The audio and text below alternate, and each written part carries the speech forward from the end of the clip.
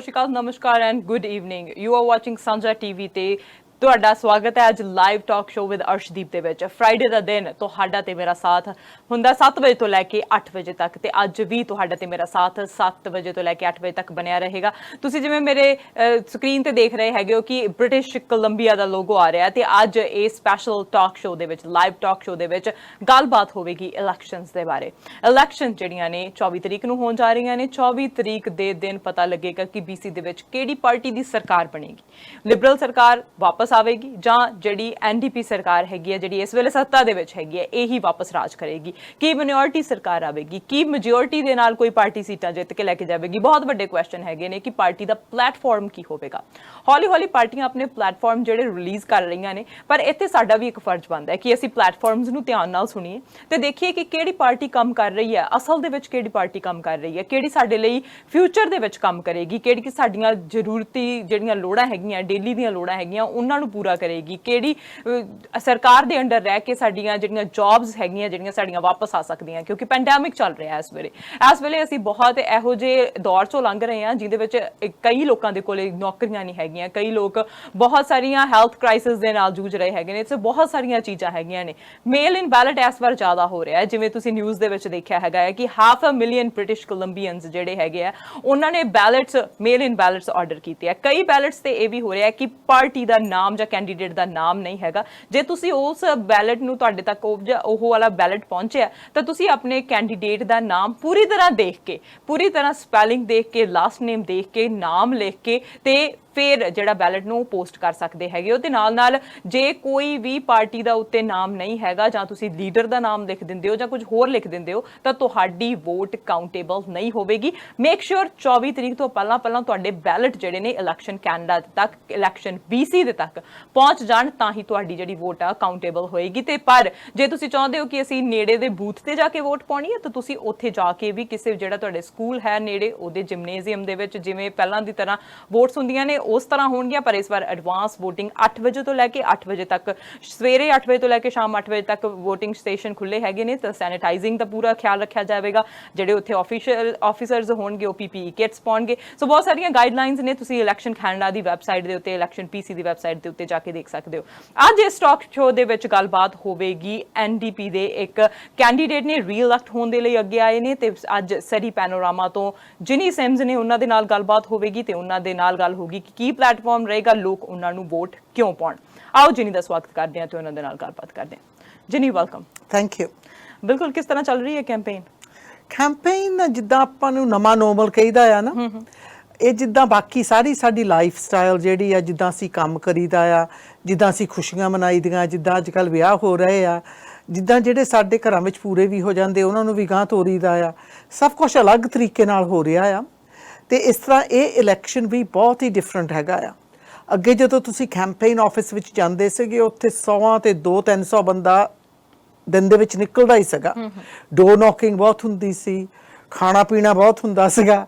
ਤੇ ਐਤਕੀ ਉਹ ਹੈ ਨਹੀਂ ਜੀ, ਕਿਉਂਕਿ ਜਿਹੜੇ ਸਾਡੇ ਕੈਂਪੇਨ ਆਫਿਸਿਸ ਆ ਉਹ ਕੋਵਿਡ ਰੂਲਸ ਦੇ ਥੱਲੇ ਚਲਾ ਰਹੇ ਆ।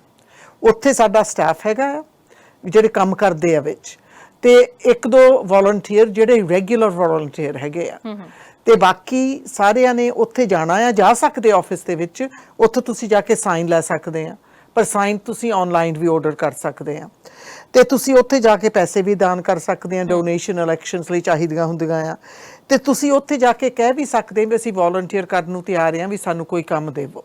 ਉਹ ਕੰਮ ਇਹਨਾਂ ਦਿਨਾਂ ਦੇ ਵਿੱਚ ਜਾਂ ਫੋਨ ਦੇ ਆ, ਉਹ ਵੀ ਤੁਹਾਨੂੰ ਘਰੋਂ ਹੀ ਕਰਨੇ ਪੈਣੇ ਆ, ਤੇ ਜਾਂ ਹੈਗੇ ਬਾਹਰ ਜਾ ਕੇ ਸਾਈਨ ਲਾਉਣ ਦੇ, ਤੇ ਜਾਂ ਹੈਗੇ ਆ ਵੀ ਤੁਸੀਂ ਜਿਹੜੇ ਲੀਫਲਟ ਆ ਉਹ ਵੰਡਣੀਆਂ ਆ ਇਲਾਕਿਆਂ ਦੇ ਵਿੱਚ। ਸੋ ਇਸ ਕਰਕੇ ਸਾਰਿਆਂ ਨੂੰ ਬਹੁਤ ਹੀ ਡਿਫਰੈਂਟ ਲੱਗ ਰਿਹਾ ਆ, ਪਰ ਫਿਰ ਵੀ ਜਿਹੜਾ ਰਿਸੈਪਸ਼ਨ ਮਿਲ ਰਿਹਾ ਉਹ ਬਹੁਤ ਵਧੀਆ ਹੈ। ਬਿਲਕੁਲ। ਇੱਥੇ ਮੈਂ ਵਿਊਅਰਸ ਨੂੰ ਵੀ ਦੱਸ ਦੇਵਾਂ ਕਿ ਇੱਥੇ ਸਾਡੇ ਕਾਲ ਲਾਈਨਸ ਖੁੱਲੀਆਂ ਨੇ। ਤੁਸੀਂ, ਤੁਹਾਡੇ ਸਕਰੀਨ ਦੇ ਉੱਤੇ ਨੰਬਰ ਆ ਰਹੇ ਹੈਗੇ ਨੇ, ਤੁਸੀਂ ਨੰਬਰ ਤੋਂ ਜਿਹੜਾ ਹੈ ਉਹ ਫੋਨ ਕਰ ਸਕਦੇ ਆ, ਤੇ ਜਿਨੀ ਤੋਂ ਜੇ ਤੁਹਾਡੇ ਕੋਲ ਸਵਾਲ ਹੈਗਾ ਤਾਂ ਉਹ ਪੁੱਛ ਸਕਦੇ ਆ, ਕਿਉਂਕਿ ਇਲੈਕਸ਼ਨ ਦਾ ਟਾਈਮ ਜਿਹੜਾ ਨੇੜੇ ਆ ਗਿਆ। ਮੈਂ ਵਾਰ-ਵਾਰ ਕਹਿ ਰਹੀ ਹਾਂ ਕਿ ਇਲੈਕਸ਼ਨ ਦਾ ਟਾਈਮ ਨੇੜੇ ਆ ਗਿਆ। ਕਾਲਰ ਨੇ ਆਪਣੇ ਨਾਲ। ਸਤਿ ਸ਼੍ਰੀ ਅਕਾਲ ਜੀ, ਸਵਾਗਤ ਹੈ ਜੀ ਤੁਹਾਡਾ। ਸਤਿ ਸ਼੍ਰੀ ਅਕਾਲ ਅਰਸ਼ਦੀਪ ਜੀ। ਟਿਊਜ਼ਡੇ ਤੋਂ ਸਕਰੀਨ ਤੇ ਬਹੁਤ ਬਲਰੀ ਜੀ ਆ, ਗ੍ਰੀਨ ਰੈਡ ਲਾਈਨਾਂ ਆ ਰਹੀਆਂ। ਟਿਊਜ਼ਡੇ ਤੋਂ ਮੈਂ ਸਟਾਰਟਰ ਤੋਂ ਬੋਲਦਾ, ਕੈਲੀਫੋਰਨੀਆ ਤੋਂ ਜੀ। ਤੇ ਸਾਂਝਾ ਟੀਵੀ ਮੈਂ ਸਭ ਤੋਂ ਜ਼ਿਆਦਾ ਦੇਖਦਾ ਹਾਂ ਜੀ। ਸਾਡੇ ਘਰ ਦੇ ਵੀ ਜੀ ਇਹ ਟੈਕਨੀਕਲ ਪ੍ਰੋਬਲਮ ਬਾਰੇ ਦੱਸਿਆ ਤੁਸੀਂ, ਅਸੀਂ ਜ਼ਰੂਰ ਜਿਹੜਾ ਹੈ ਉਹ ਆਪਣੀ ਟੈਕਨੀਕਲ ਟੀਮ ਤੱਕ ਪਹੁੰਚਾਵਾਂਗੇ। ਪਰ ਤੁਸੀਂ BC ਦੀਆਂ ਇਲੈਕਸ਼ਨ ਦੇ ਬਾਰੇ ਧਿਆਨ ਚ ਰੱਖਦੇ ਹੋ ਕਿ ਕੀ ਕੁਝ ਹੋ ਰਿਹਾ ਕੈਨੇਡਾ ਦੇ ਵਿੱਚ? ਹਾਂਜੀ ਹਾਂਜੀ ਨਹੀਂ ਅਸੀਂ ਰੱਖਦੇ ਹਾਂ, ਪਰ ਚੱਕਰ ਏਦਾਂ ਮੇਰਾ ਪਹਿਲਾਂ ਨਾ ਸਕਰੀਨ ਠੀਕ ਕਰਵਾਓ ਵੀ ਟਿਊਜ਼ਡੇ ਤੋਂ ਹੀ ਆਏ। ਜੀ ਬਿਲਕੁਲ, ਧੰਨਵਾਦ ਜੀ। ਸ਼ੋਰ, ਥੈਂਕ ਯੂ ਜੀ। ਓਕੇ। ਬਿਲਕੁਲ, ਤੇ ਨਾਲ ਹੁਣ BC ਦੇ ਇਲੈਕਸ਼ਨਸ ਦੀ ਜਿਹੜੀ ਗੱਲਬਾਤ ਕਰ ਰਹੇ ਹੈਗੇ ਆ, ਤੇ BC ਦੇ ਵਿੱਚ ਇਲੈਕਸ਼ਨ ਹੋ ਰਹੇ ਨੇ, ਪੈਂਡੈਮਿਕ ਦੇ ਵਿੱਚ ਇਲੈਕਸ਼ਨ ਹੋ ਰਹੇ ਨੇ। ਆਰ ਦੇ ਸੇਫ? ਕਿਉਂਕਿ ਲੋਕ ਬਹੁਤ ਸਾਰੇ, ਕਿਉਂਕਿ ਵੋਟਰ ਟਰਨ ਆਊਟ ਚਾਹੀਦਾ ਹੈਗਾ ਜੇ ਅਸੀਂ BC ਦੇ ਵਿੱਚ ਸਰਕਾਰ ਦੀ ਗੱਲ ਕਰ ਰਹੇ ਹੈਗੇ ਆ ਕਿ ਨਵੀਂ ਸਰਕਾਰ ਆਉਣੀ ਹੈ, ਪਰ ਜੇ ਵੋਟਰ ਵੋਟ ਪਾਉਣੀ ਨਾ ਜਾਣਗੇ ਕਿਉਂਕਿ ਉਹ ਅਨਸੇਫ ਮੰਨਦੇ ਆ, ਤੁਹਾਨੂੰ ਕੀ ਲੱਗਦਾ ਸੇਫ ਹੋਣਗੇ? ਦੇਖੋ, ਆਲਮੋਸਟ 500,000 ਵੋਟਾਂ ਬਾਹਰ ਚਲ ਗਈਆਂ, ਉਹਨਾਂ ਦੇ ਵਿੱਚੋਂ ਹਾਫ ਵਾਪਸ ਆ ਗਈਆਂ ਆ। 250,000 ਆਫ ਪੀਪਲ ਹੈਵ ਆਲਰੇਡੀ ਵੋਟਡ। ਸੋ ਜਿਹੜੀ ਐਡਵਾਂਸ ਪੋਲਿੰਗ ਵੀ ਐਤਕੀ ਜਿਸ ਤਰ੍ਹਾਂ ਤੁਸੀਂ ਕਿਹਾ ਸੀਗਾ, ਉਹ ਵੀ 16 ਤੋਂ 21 ਤਰੀਕ ਤੱਕ ਹੈਗੀ ਆ। ਉਹਦੇ ਵਿੱਚ ਵੀਕਐਂਡ ਵੀ ਆਉਂਦੀ ਆ, ਤੇ ਨਾਲੇ ਉਹ ਵੀ ਸਵੇਰ ਦੇ 8 ਵਜੇ ਤੇ ਸ਼ਾਮ ਦੇ 8 ਵਜੇ ਤੱਕ ਰੋਜ਼ ਹੋਊਗੀ। ਹੁਣ ਵੀ ਜੇ ਕਿਸੇ ਨੇ ਵੋਟ ਪਾਉਣੀ ਆ, ਉਹ ਜਾ ਕੇ ਜਿੱਥੇ ਇਲੈਕਸ਼ਨ ਰਿਟਰਨਿੰਗ ਆਫਿਸ ਹੁੰਦਾ ਆ ਉੱਥੇ ਜਾ ਕੇ ਆਪ ਪਾ ਸਕਦੇ ਆ। ਜੇ ਘਰ ਮੰਗਾਉਣੀ ਆ, ਘਰ ਵੀ ਮੰਗਾ ਸਕਦੇ ਆ। ਬਹੁਤ ਸਾਰਾ ਇਨਫੋਰਮੇਸ਼ਨ ਹੈਗਾ ਆ। ਹਰੇਕ ਆਫਿਸ ਵਿੱਚ ਪੂਰਾ ਪਰਹੇਜ਼ ਰੱਖਦੇ ਆ ਅਸੀਂ। ਮੈਂ ਜਦੋਂ ਰਿਟਰਨਿੰਗ ਆਫਿਸ ਵਿੱਚ ਗਈ ਸੀਗੀ ਵੀ ਉੱਥੇ ਵੀ ਬਹੁਤ ਸਾਰਾ ਪਰਹੇਜ਼, ਕੋਵਿਡ ਪ੍ਰੋਟੋਕਾਲਸ ਹੈਗੇ ਆ। ਤੇ ਜਿਸ ਦਿਨ ਇਲੈਕਸ਼ਨ ਪੈਣਾ ਆ, ਜਿਸ ਜਗ੍ਹਾ 'ਚ ਪਊਗਾ ਉੱਥੇ ਵੀ ਸਾਰੇ ਪ੍ਰੋਟੋਕਾਲਸ ਕਾਇਮ ਹੋਣਗੇ, ਕਿਉਂਕਿ ਜਿਹੜੀ ਲੋਕਾਂ ਦੀ ਸੇਫਟੀ ਆ ਉਹ ਸਭ ਤੋਂ ਵੱਡੀ ਗੱਲ ਹੁੰਦੀ ਆ। ਸੋ ਜਿਸ ਤਰ੍ਹਾਂ ਅਸੀਂ ਬਹੁਤ ਸਾਰੇ ਹੁਣ ਕੰਮ ਕਰ ਰਹੇ ਹਾਂ ਵਿਦ ਪ੍ਰੋਟੋਕਾਲਸ, ਇਸ ਤਰ੍ਹਾਂ ਹੀ ਇਹ ਇਲੈਕਸ਼ਨ ਵੀ ਪ੍ਰੋਟੋਕਾਲਸ ਨਾਲ ਹੀ ਹੋਊਗਾ। ਬਿਲਕੁਲ। ਕਾਲਰ ਨੇ ਜੀ ਸਾਡੇ ਨਾਲ। ਸਤਿ ਸ਼੍ਰੀ ਅਕਾਲ ਜੀ, ਸਵਾਗਤ ਹੈ ਜੀ ਤੁਹਾਡਾ। ਸਤਿ ਸ਼੍ਰੀ ਅਕਾਲ ਬੇਟੇ। ਸਤਿ ਸ਼੍ਰੀ ਅਕਾਲ ਜੀ। ਜੀਨੀਤ ਸਿੰਘ ਨੂੰ ਵੀ ਸਤਿ ਸ਼੍ਰੀ ਅਕਾਲ। ਸਤਿ ਸ਼੍ਰੀ ਅਕਾਲ ਜੀ। ਤੇ ਮੇਰੇ ਕਪਲ ਕੁਐਸਚਨ ਆ ਜਿਹੜੇ ਤੋਂ ਪਹਿਲਾਂ ਵੀ ਉਹ ਜੀ। ਇੱਕ ਤਾਂ ਮੈਸੀ ਬ੍ਰਿਜ ਦਾ ਉਹ ਪਾਸ ਕਰਾਇਆ ਸੀ ਲਿਬਰਲ ਵਾਲਿਆਂ ਨੇ, ਤੁਸੀਂ ਉਹ ਬ੍ਰਿਜ ਨਹੀਂ ਬਣਾਇਆ, ਨਾ ਤੁਸੀਂ ਟਰਨ ਬਣਾਈ। ਜੀ। ਦੂਜਾ ਹੈਗਾ ਪਟੋਲੋ ਬ੍ਰਿਜ, ਉਹ ਨਹੀਂ ਕੁਛ ਕੀਤਾ, ਉਹ ਵੀ ਤੁਸੀਂ ਕਦੇ ਕਹਿੰਦੇ ਵੀ ਉਹਦਾ ਕੰਟੈਕਟ ਹੋਇਆ ਕੁਛ ਵੀ। ਤੇ ਤੀਜਾ ਹਸਪੀਟਲ ਸਦੀ ਚ ਨਹੀਂ ਨਾ ਸਕਾਈਟਰ ਬਣੀ ਹੈ। ਜੀ ਬਿਲਕੁਲ। ਜੀ thank you for the questions, thank you for calling. ਕੀਤਾ ਤੁਸੀਂ ਕੁਛ ਨਹੀਂ ਕੀਤਾ। ਜੀ ਤੁਹਾਡਾ ਬਹੁਤ ਬਹੁਤ ਧੰਨਵਾਦ। ਮੈਂ ਚਾਰਾਂ ਜਿਹੜੇ ਤੁਸੀਂ ਇਸ਼ੂਜ਼ ਰੇਜ਼ ਕੀਤੇ ਆ ਉਹਨਾਂ ਦਾ ਜਵਾਬ ਦੇਣਾ ਚਾਹੁੰਦੀ ਆ। ਜੀ ਜੀ। ਜਦੋਂ ਤੁਸੀਂ ਦੇਖੇ ਸਾਡੀ ਸਰਕਾਰ ਨੇ 80% ਜਿਹੜੇ ਵਾਅਦੇ ਕੀਤੇ ਸੀਗੇ ਉਹ ਪੂਰੇ ਕਰ ਦਿੱਤੇ ਆ, ਪਰ ਆਪਾਂ ਸ਼ੁਰੂ ਹੁੰਦੇ ਆ ਜਿਹੜੇ ਵਾਅਦਿਆਂ ਦਾ ਤੁਸੀਂ ਹੁਣ ਮੈਨੂੰ ਯਾਦ ਕਰਾਇਆ। ਸਭ ਤੋਂ ਪਹਿਲਾਂ ਜਿਹੜੀ ਤੁਸੀਂ ਮੈਸੀ ਠੰਨੋ ਦੀ ਗੱਲ ਕੀਤੀ ਆ, ਉਹ ਜਦੋਂ ਲਿਬਰਲ ਆਏ ਸੀਗੇ ਉਹਨਾਂ ਨੇ ਫੋਟੋ ਖਿਚਾਉਣ ਲਈ ਬਹੁਤ ਕੁਝ ਉੱਥੇ ਸੱਟ ਕੇ ਚੱਲ ਗਏ ਸੀਗੇ, ਪਰ ਜਦੋਂ ਪਤਾ ਲੱਗਾ ਵੀ ਉਹਦੇ ਵਿੱਚ ਕੱਲੇ ਇੱਕ ਮਿਊਨਿਸਪੈਲਿਟੀ ਸੀਗੀ ਜਿੱਥੇ ਮੈਜ਼ ਅਗਰੀ ਕਰਦੇ ਸੀਗੇ, ਤੇ ਜਦੋਂ ਸਾਡੀ ਸਰਕਾਰ ਬਣੀ ਸੀਗੀ ਅਸੀਂ ਕਿਹਾ ਸੀਗਾ ਵੀ ਇਹ ਮੁੱਦਾ ਮੈਜ਼ ਕਾਉਂਸਲ ਡਿਸਾਈਡ ਕਰੂਗਾ, ਤੇ ਮੈਜ਼ ਕਾਉਂਸਲ ਨੇ ਐਗਜ਼ਾਮਿਨ ਕੀਤਾ, ਉਹਨਾਂ ਨੇ ਐਕਸਪਰਟ ਐਵੀਡੈਂਸ ਦੇਖੀ, ਉਹਨਾਂ ਨੇ ਇੰਜੀਨੀਅਰ ਨਾਲ ਗੱਲ ਕੀਤੀ, ਤੇ ਉਹਨਾਂ ਨੇ ਸਲਾਹ ਕਰਨੀ ਸੀਗੀ ਵੀ ਸਾਨੂੰ ਬ੍ਰਿਜ ਚਾਹੀਦੀ ਆ ਜਾਂ ਟਨਲ ਚਾਹੀਦੀ ਆ ਤੇ ਕਿੰਨੇ ਲੇਨ ਹੋਣੇ ਚਾਹੀਦੇ ਆ। ਉਹਨਾਂ ਨੇ ਯੂਨਾਨਿਮਸ ਡਿਸੀਜਨ ਬਣਾਇਆ। ਕਿੱਥੇ ਪਹਿਲਾਂ ਸਿਰਫ ਇੱਕ ਮੇਅਰ ਸੀਗਾ ਜਿਹੜਾ ਅਗਰੀਮੈਂਟ ਵਿੱਚ ਸੀਗਾ ਵਿਦ ਅ 10 ਲੇਨ ਬ੍ਰਿਜ। ਇਹ ਵੀ ਦੇਖੋ ਜੀ ਉਦੋਂ 10 ਲੇਨ ਬਣ ਜਾਂਦੇ, ਇੱਧਰ ਡੈਲਟਾ ਪਾਸੇ ਤਾਂ ਠੀਕ ਹੋਣਾ ਸੀਗਾ, ਪਰ ਜਦੋਂ ਤੁਸੀਂ ਬ੍ਰਿਜ ਟੱਪ ਕੇ ਦੂਸਰੇ ਪਾਸੇ ਚੱਲ ਜਾਣਾ ਆ ਉਧਰ ਬਹੁਤ ਹੀ ਭੀੜ ਹੋ ਜਾਣੀ ਸੀ। ਉੱਧਰ ਗਾਂ ਕੋਈ ਐਕਸਪੈਂਸ਼ਨ ਦੇ ਪਲਾਨ ਹੈ ਨਹੀਂ ਸੀਗੀ, ਤੇ ਜਗ੍ਹਾ ਵੀ ਬਹੁਤ ਘੱਟ ਹੈਗੀ ਆ, ਵੀ ਵਕਤ ਵੀ ਬਹੁਤ ਲੱਗਣਾ ਸੀਗਾ। ਸੋ ਮੈਜ਼ ਕਾਉਂਸਲ ਨੇ ਹੁਣ ਡਿਸਾਈਡ ਕੀਤਾ ਆ ਵੀ ਉਹਨਾਂ ਨੂੰ ਉੱਥੇ ਟਨਲ ਚਾਹੀਦੀ ਆ। ਉਹ ਜਿਹੜੇ ਮੇਅਰ ਪਹਿਲਾਂ ਕਹਿੰਦੇ ਵੀ ਸੀਗੇ ਵੀ ਸ਼ਾਇਦ ਬ੍ਰਿਜ ਵੀ ਬਣ ਜਾਵੇ ਨਾ, ਉਹਨਾਂ ਨੇ ਵੀ after listening to engineers and experts ਇਹੀ ਡਿਸੀਜਨ ਬਣਾਇਆ ਆ। ਮੈਜ਼ ਕਾਉਂਸਲਸ ਵੀ ਸਪੋਰਟ, ਸੋ ਜੋ ਕੁਛ ਉਹਨਾਂ ਨੇ ਕਿਹਾ ਆ ਉਹ ਗਾਂ ਬਣੂਗਾ। ਤੇ ਆ ਜਿਹੜੀ ਤੁਸੀਂ ਗੱਲ ਕੀਤੀ ਸੀਗੀ ਪਟਾਲੋ ਬ੍ਰਿਜ ਦੀ, ਦੇਖੋ ਪਟਾਲੋ ਬ੍ਰਿਜ ਸਾਡਾ ਬਹੁਤ ਵੱਡਾ ਵਾਅਦਾ ਸੀਗਾ, ਉਹਦੇ ਪੈਸੇ ਵੀ 100% ਸਰਕਾਰ ਨੇ ਹੀ ਦੇਣੇ ਆ, ਤੇ ਇਹ ਵੀ ਪੱਕਾ ਹੈਗਾ ਆ ਵੀ ਉਹਦੀ ਸਾਰੀ ਜਿਹੜੀ ਬਿਜ਼ਨਸ ਪਲਾਨ ਉਹ ਵੀ ਹੋ ਹਟਿਆ, ਉਹਦੀ ਕੰਟਰੈਕਟ ਵੀ ਬਹੁਤ ਵੱਡੀ ਕੰਪਨੀ ਨੂੰ ਦਿੱਤੀ ਗਈ ਆ, ਤੇ ਉਹਦੇ ਤੇ ਜਿਹੜੀ ਕੰਟਰੈਕਟ ਮਿਲੀ ਸੀਗੀ, ਹੁਣ ਤੁਸੀਂ ਦੇਖੋ ਵੈਬਸਾਈਟ ਤੇ ਜਾ ਕੇ ਦੇਖੋ, ਦੇ ਹਾਇਰਿੰਗ ਵਰਕਰਸ, ਉਹ ਕੰਮ ਰੱਖਣ ਵਾਲੇ ਵੀ ਕਰਦੇ ਆ, ਪਰ ਵਿੱਚ ਹੀ ਕੋਵਿਡ ਆ ਗਿਆ, ਇਸ ਕਰਕੇ ਜਿਹੜਾ ਉਹਨਾਂ ਨੇ ਕਾਫੀ ਕੰਮ ਕਰਨਾ ਸ਼ੁਰੂ ਕਰਨਾ ਸੀਗਾ ਥੋੜਾ ਡਿਲੇਡ ਹੋਇਆ ਆ। ਪਰ ਇਸ ਵਕਤ ਇਹ project is full steam ahead, it is shovels in the ground ਜਿੱਦਾਂ ਆਪਾਂ ਕਹੀਦਾ ਆ, ਕਰਕੇ ਪ੍ਰੋਜੈਕਟ ਕੰਪਨੀ ਨੂੰ ਦਿੱਤੀ ਗਈ ਆ। ਸੋ that bridge will be built. ਜਿਹੜੀ ਤੁਸੀਂ ਗੱਲ ਹੁਣ ਆਪਣੇ ਹਸਪਤਾਲ ਦੀ ਕੀਤੀ ਆ, ਦੇਖੋ ਕਨਸੈਪਟ ਪਲਾਨ ਬਣਿਆ ਆ, ਜ਼ਮੀਨ ਗਵਰਨਮੈਂਟ ਕੋਲ ਆ ਤੇ ਬਿਜ਼ਨਸ ਪਲਾਨ ਬਣ ਰਿਹਾ ਆ ਤੇ ਹਸਪਤਾਲ ਵੀ ਬਣਨਾ ਆ ਮੇਰੇ ਮੋਹਰੇ ਪੇਪਰ ਹੈਗੇ ਆ, ਮੈਂ ਇੱਥੇ ਇਹਨਾਂ ਦੇ ਅਰਸ਼ਦੀਪ ਦੇ ਕੋਲ ਰੱਖ ਜਾਣੇ ਆ, ਜਿਹਦੇ ਵਿੱਚ BC ਬਿਡ ਸਿਸਟਮ ਦੇ ਵਿੱਚ ਫਰੇਜ਼ਰ ਹੈਲਥ ਨੇ ਆਰਕੀਟੈਕਟ ਹਾਇਰ ਕੀਤਾ ਸੀਗਾ ਫॉर द ਹਸਪੀਟਲ। ਉਹ ਦੇਖੋ ਨਾ ਤਾਂ ਫਰੇਜ਼ਰ ਹੈਲਥ ਇੰਨੇ ਬੇਵਕੂਫ ਹੈਗੇ ਆ ਵੀ ਉਹ BC ਬਿਡ ਤੇ ਜਾ ਕੇ ਕਿਸੇ ਨੂੰ ਪਹਿਲਾਂ ਐਡਵਰਟਾਈਜ਼ ਕਰਨਗੇ ਵੀ ਸਾਨੂੰ ਆਹ ਆਰਕੀਟੈਕਟ ਦੀ ਲੋੜ ਆ ਤੇ ਮਗਰੋਂ ਕਿਸੇ ਨੂੰ ਕੰਟਰੈਕਟ ਦੇਣਗੇ। ਨਾ ਹੀ ਕੋਈ ਆਰਕੀਟੈਕਟ ਆ ਜਿਹੜਾ ਇੰਨਾ ਕਹੂਗਾ ਵੀ ਮੈਨੂੰ ਜ਼ਮੀਨ ਪੀਤੇ ਤੋਂ ਪਤਾ ਵੀ ਇਹ ਹਸਪਤਾਲ ਤਾਂ ਬਣਨਾ ਨਹੀਂ, ਨਾ ਹਸਪਤਾਲ ਹੈਗਾ ਮੈਂ ਡਰਾਇੰਗ ਕਰਨ ਲੱਗ ਪਵਾਂ। ਸੋ ਬਹੁਤ ਸਾਰਾ ਕੰਮ ਕੀਤਾ ਆ, ਪਰ ਆਪਾਂ ਨੂੰ ਇਹ ਵੀ ਸੋਚਣਾ ਚਾਹੀਦਾ ਵੀ ਜਦੋਂ ਅਸੀਂ ਸਰਕਾਰ ਬਣਾਈ ਸੀਗੀ, ਅਸੀਂ ਸੋਚਿਆ ਸੀਗਾ ਵੀ ਲਿਬਰਲ ਨੇ ਹਸਪਤਾਲ ਦੇ 16 ਸਾਲ ਲਈ ਢੋਲ ਵਜਾਉਂਦੇ ਸੀਗੇ ਵੀ ਸਰੀ ਵਿੱਚ ਹਸਪਤਾਲ ਬਣਨਾ ਆ, ਪਰ ਜ਼ਮੀਨ ਵੇਚ ਕੇ ਚੱਲ ਗਏ। ਪਰ ਅਸੀਂ ਉਸ ਵਕਤ ਇਹ ਸੋਚਿਆ ਸੀਗਾ ਵੀ ਅੰਦਰ ਪਲਾਨਿੰਗ ਤਾਂ ਸ਼ੁਰੂ ਹੋਈ ਹੋਊਗੀ, ਪਰ ਨਾ ਤੇ ਨਾ ਨਿਸ਼ਾਨ ਸੀਗਾ ਸਰੀ ਹਸਪੀਟਲ ਦਾ। ਇਸ ਕਰਕੇ ਸਾਨੂੰ ਪਹਿਲਾਂ ਕਨਸੈਪਟ ਪਲਾਨਿੰਗ, ਇਹਦੇ ਵਿੱਚ ਕਮਿਊਨਿਟੀ ਤੇ ਹੈਲਥ ਪ੍ਰੋਫੈਸ਼ਨਲਸ ਦੀ ਕੰਸਲਟੇਸ਼ਨ ਹੁੰਦੀ ਆ, ਉਹ ਵੀ ਹੋ ਗਈ ਆ। ਜਿਹੜਾ ਜ਼ਮੀਨ ਦਾ ਰੌਲਾ ਪਿਆ ਹੈ ਵੀ ਜ਼ਮੀਨ ਹੈ ਨਹੀਂ, ਮੈਂ ਉੱਥੇ ਜਾ ਕੇ ਖੜੀ ਹੋ ਕੇ ਦੇਖ ਕੇ ਆਈ ਆ, ਜ਼ਮੀਨ ਉੱਥੇ ਹੀ ਆ। ਜ਼ਮੀਨ ਕਿਹਦੀ ਆ? ਸਰਕਾਰ ਦੀ। The land belongs to the government. Business plan is almost completed. Architect ਆਪਣਾ ਕੰਮ ਕਰ ਰਹੇ ਆ, ਬਾਕੀ ਸਾਰੇ ਵੀ ਕਰ ਰਹੇ ਆ, and the hospital will be built. ਇਹ ਅਸੀਂ ਵਾਅਦੇ ਜਿਹੜੇ ਕੀਤੇ ਸੀਗੇ ਪੂਰੇ ਕਰਾਂਗੇ। ਤੁਸੀਂ ਹੁਣ ਸਕਾਈ ਟ੍ਰੇਨ ਦੀ ਗੱਲ ਕੀਤੀ ਸੀਗੀ, ਜੇ LRT ਤੇ ਆਪਾਂ ਜਾਂਦੇ ਕਰਕੇ ਪਹਿਲੀ ਜਿਹੜੀ ਕਾਉਂਸਲ ਸੀਗੀ ਉਹਨਾਂ ਨੇ LRT ਦੀ ਗੱਲ ਕੀਤੀ ਸੀਗੀ, ਉਹਦਾ ਸਾਰਾ ਅਪਰੂਵਲ ਹੋਇਆ ਸੀਗਾ। ਜਦੋਂ ਪ੍ਰੋਜੈਕਟ ਚੇਂਜ ਹੋ ਜਾਂਦੀ ਆ ਉਦੋਂ ਫਿਰ ਤੁਹਾਨੂੰ ਪਲਾਨ ਹੋਰ ਬਣਾਉਣਾ ਪੈਂਦਾ ਆ, ਜਿਹੜੀ ਟ੍ਰਾਂਸਲਿੰਕ ਤੇ ਸਿਟੀ ਆਫ ਸਰੀ ਬਣਾ ਕੇ ਭੇਜਿਆ ਆ ਜੀ, ਉਹ ਰਿਵਿਊ ਤੇ ਹੋ ਰਿਹਾ ਆ। ਬਹੁਤ ਫੈਡਰਲ ਐਂਡ ਪ੍ਰੋਵਿੰਸ਼ੀਅਲ ਸਰਕਾਰ ਰਿਵਿਊ ਕਰ ਰਹੀ ਆ, ਪਰ ਇਹ ਵੀ ਪ੍ਰੀਮੀਅਰ ਨੇ ਅਸੀਂ ਸਾਰਿਆਂ ਨੇ ਕਿਹਾ ਆ ਪੈਸੇ ਪਏ ਆ ਕੈਪੀਟਲ ਬਜਟ ਦੇ ਵਿੱਚ, ਉੱਥੇ ਹੀ ਸਦਾ ਹੁੰਦੇ। ਮੈਂ ਤੁਹਾਨੂੰ ਇੱਥੇ ਹੁਣ ਇੰਟਰਰਪਟ ਕਰੂੰਗੀ, ਤੁਹਾਡੇ ਸਾਰੇ ਪੁਆਇੰਟ ਆਫ ਵਿਊ ਸੁਣ ਲਏ ਹੈਗੇ ਆ, ਕਾਲਰ ਵੀ ਮੈਨੂੰ ਲੱਗਦਾ ਉਹਨਾਂ ਨੂੰ ਜਵਾਬ ਮਿਲ ਗਏ ਹੋਣੇ ਆ ਜਿੰਨੀ ਵੱਲੋਂ। ਪਰ ਹੁਣ ਇਹਦੇ ਵਿੱਚ ਮੇਰੇ ਕੋਲ ਜਿਹੜੇ ਕੁਐਸਚਨ ਹੈਗੇ ਨੇ, ਤੁਸੀਂ ਐਕਸਪਲੇਨ ਕੀਤਾ ਹੈਗਾ ਕਿ ਪੈਸੇ ਪਏ ਹੈਗੇ ਨੇ, ਬਜਟ ਪਿਆ ਹੈਗਾ ਆ, ਪਰ ਹੁਣ ਮਿਊਨਿਸਪੈਲਿਟੀ ਵੱਲੋਂ ਕਿਹਾ ਜਾ ਰਿਹਾ ਹੈ ਕਿ ਜਿਹੜੀ ਸਰਕਾਰ ਹੈਗੀ ਆ ਉਹ ਅਲਾਟ ਹੀ ਨਹੀਂ ਕਰ ਰਹੀ ਪੈਸਿਆਂ ਨੂੰ। That's not true. ਸਭ ਤੋਂ ਪਹਿਲਾਂ ਇਹ ਦੇਖੋ ਵੀ ਉਹਨਾਂ ਨੇ ਇਹ ਗੱਲ ਜ਼ਰੂਰ ਉਠਾਈ ਸੀਗੀ ਜੀ ਵੀ ਵੈਨਕੂਵਰ ਦੀ ਸਕਾਈ ਟ੍ਰੇਨ ਖਾਤੇ ਸ਼ੁਰੂ ਹੋ ਗਈ ਹੈ ਕਰਕੇ ਉਹਨਾਂ ਨੇ ਪਲਾਨ ਨਹੀਂ ਸੀ ਬਦਲਿਆ, ਉਹਨਾਂ ਦਾ ਪਲਾਨ ਉਹੋ ਹੀ ਸੀਗਾ।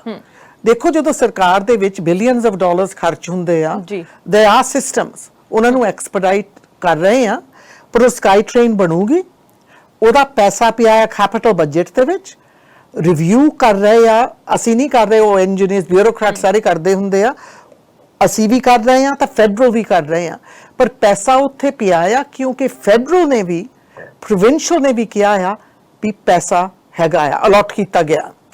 ਕਾਲਰ ਨੇ ਜੀ ਸਾਡੇ ਨਾਲ, ਸਤਿ ਸ਼੍ਰੀ ਅਕਾਲ ਜੀ, ਸਵਾਗਤ ਹੈ ਜੀ ਤੁਹਾਡਾ। ਹਾਂਜੀ ਸਤਿ ਸ਼੍ਰੀ ਅਕਾਲ ਜੀ। ਸਤਿ ਸ਼੍ਰੀ ਅਕਾਲ ਜੀ। ਤੁਸੀਂ ਗੱਲ ਕਰ ਸਕਦੇ ਹੋ ਜੀ। ਹਾਂਜੀ ਮੈਂ ਗੱਲ ਕਰਨੀ ਆ ਜੀ ਆਪਣੇ, ਹਨ ਮੈਂ ਕਹਿੰਦਾ ਦੇਖੋ ਆਪਣੇ ਜੋ ਹੈਗੀ ਆ ਫੋਰੈਸਟ BC ਗੈਸ ਸੀ ਹੈਗੀ ਆ ਨਹੀਂ ਜੀ ਜੀ ਜੀ, ਤੁਹਾਡੇ ਘਰੇ ਵੀ ਬਿੱਲ ਆਉਂਦਾ, ਸਾਡੇ ਵੀ ਆਉਂਦਾ, ਬਿਲਕੁਲ ਠੀਕ ਹੈ ਜੀ। ਉਹਦੇ ਆਪਣੇ ਦੇਖੋ ਆਪਣੇ ਲਾਇਆ ਹੁੰਦਾ ਡਿਲੀਵਰੀ ਚਾਰਜ ਜੀ, ਠੀਕ ਹੈ ਨਾ ਜੀ, ਉਹ ਡਿਲੀਵਰੀ ਕਰਦੇ ਆ ਘਰੇ ਜੀ। ਹਾਂਜੀ ਦੇਖੋ ਜੇ ਦੇਖੋ ਆਪਣੇ $60 ਆਉਂਦੇ ਆ ਉਹਦੇ ਡਿਲੀਵਰੀ ਚਾਰਜ ਦੇ ਸਿਆਲਾਂ ਦੇ ਵਿੱਚ, ਠੀਕ ਹੈ ਜੀ।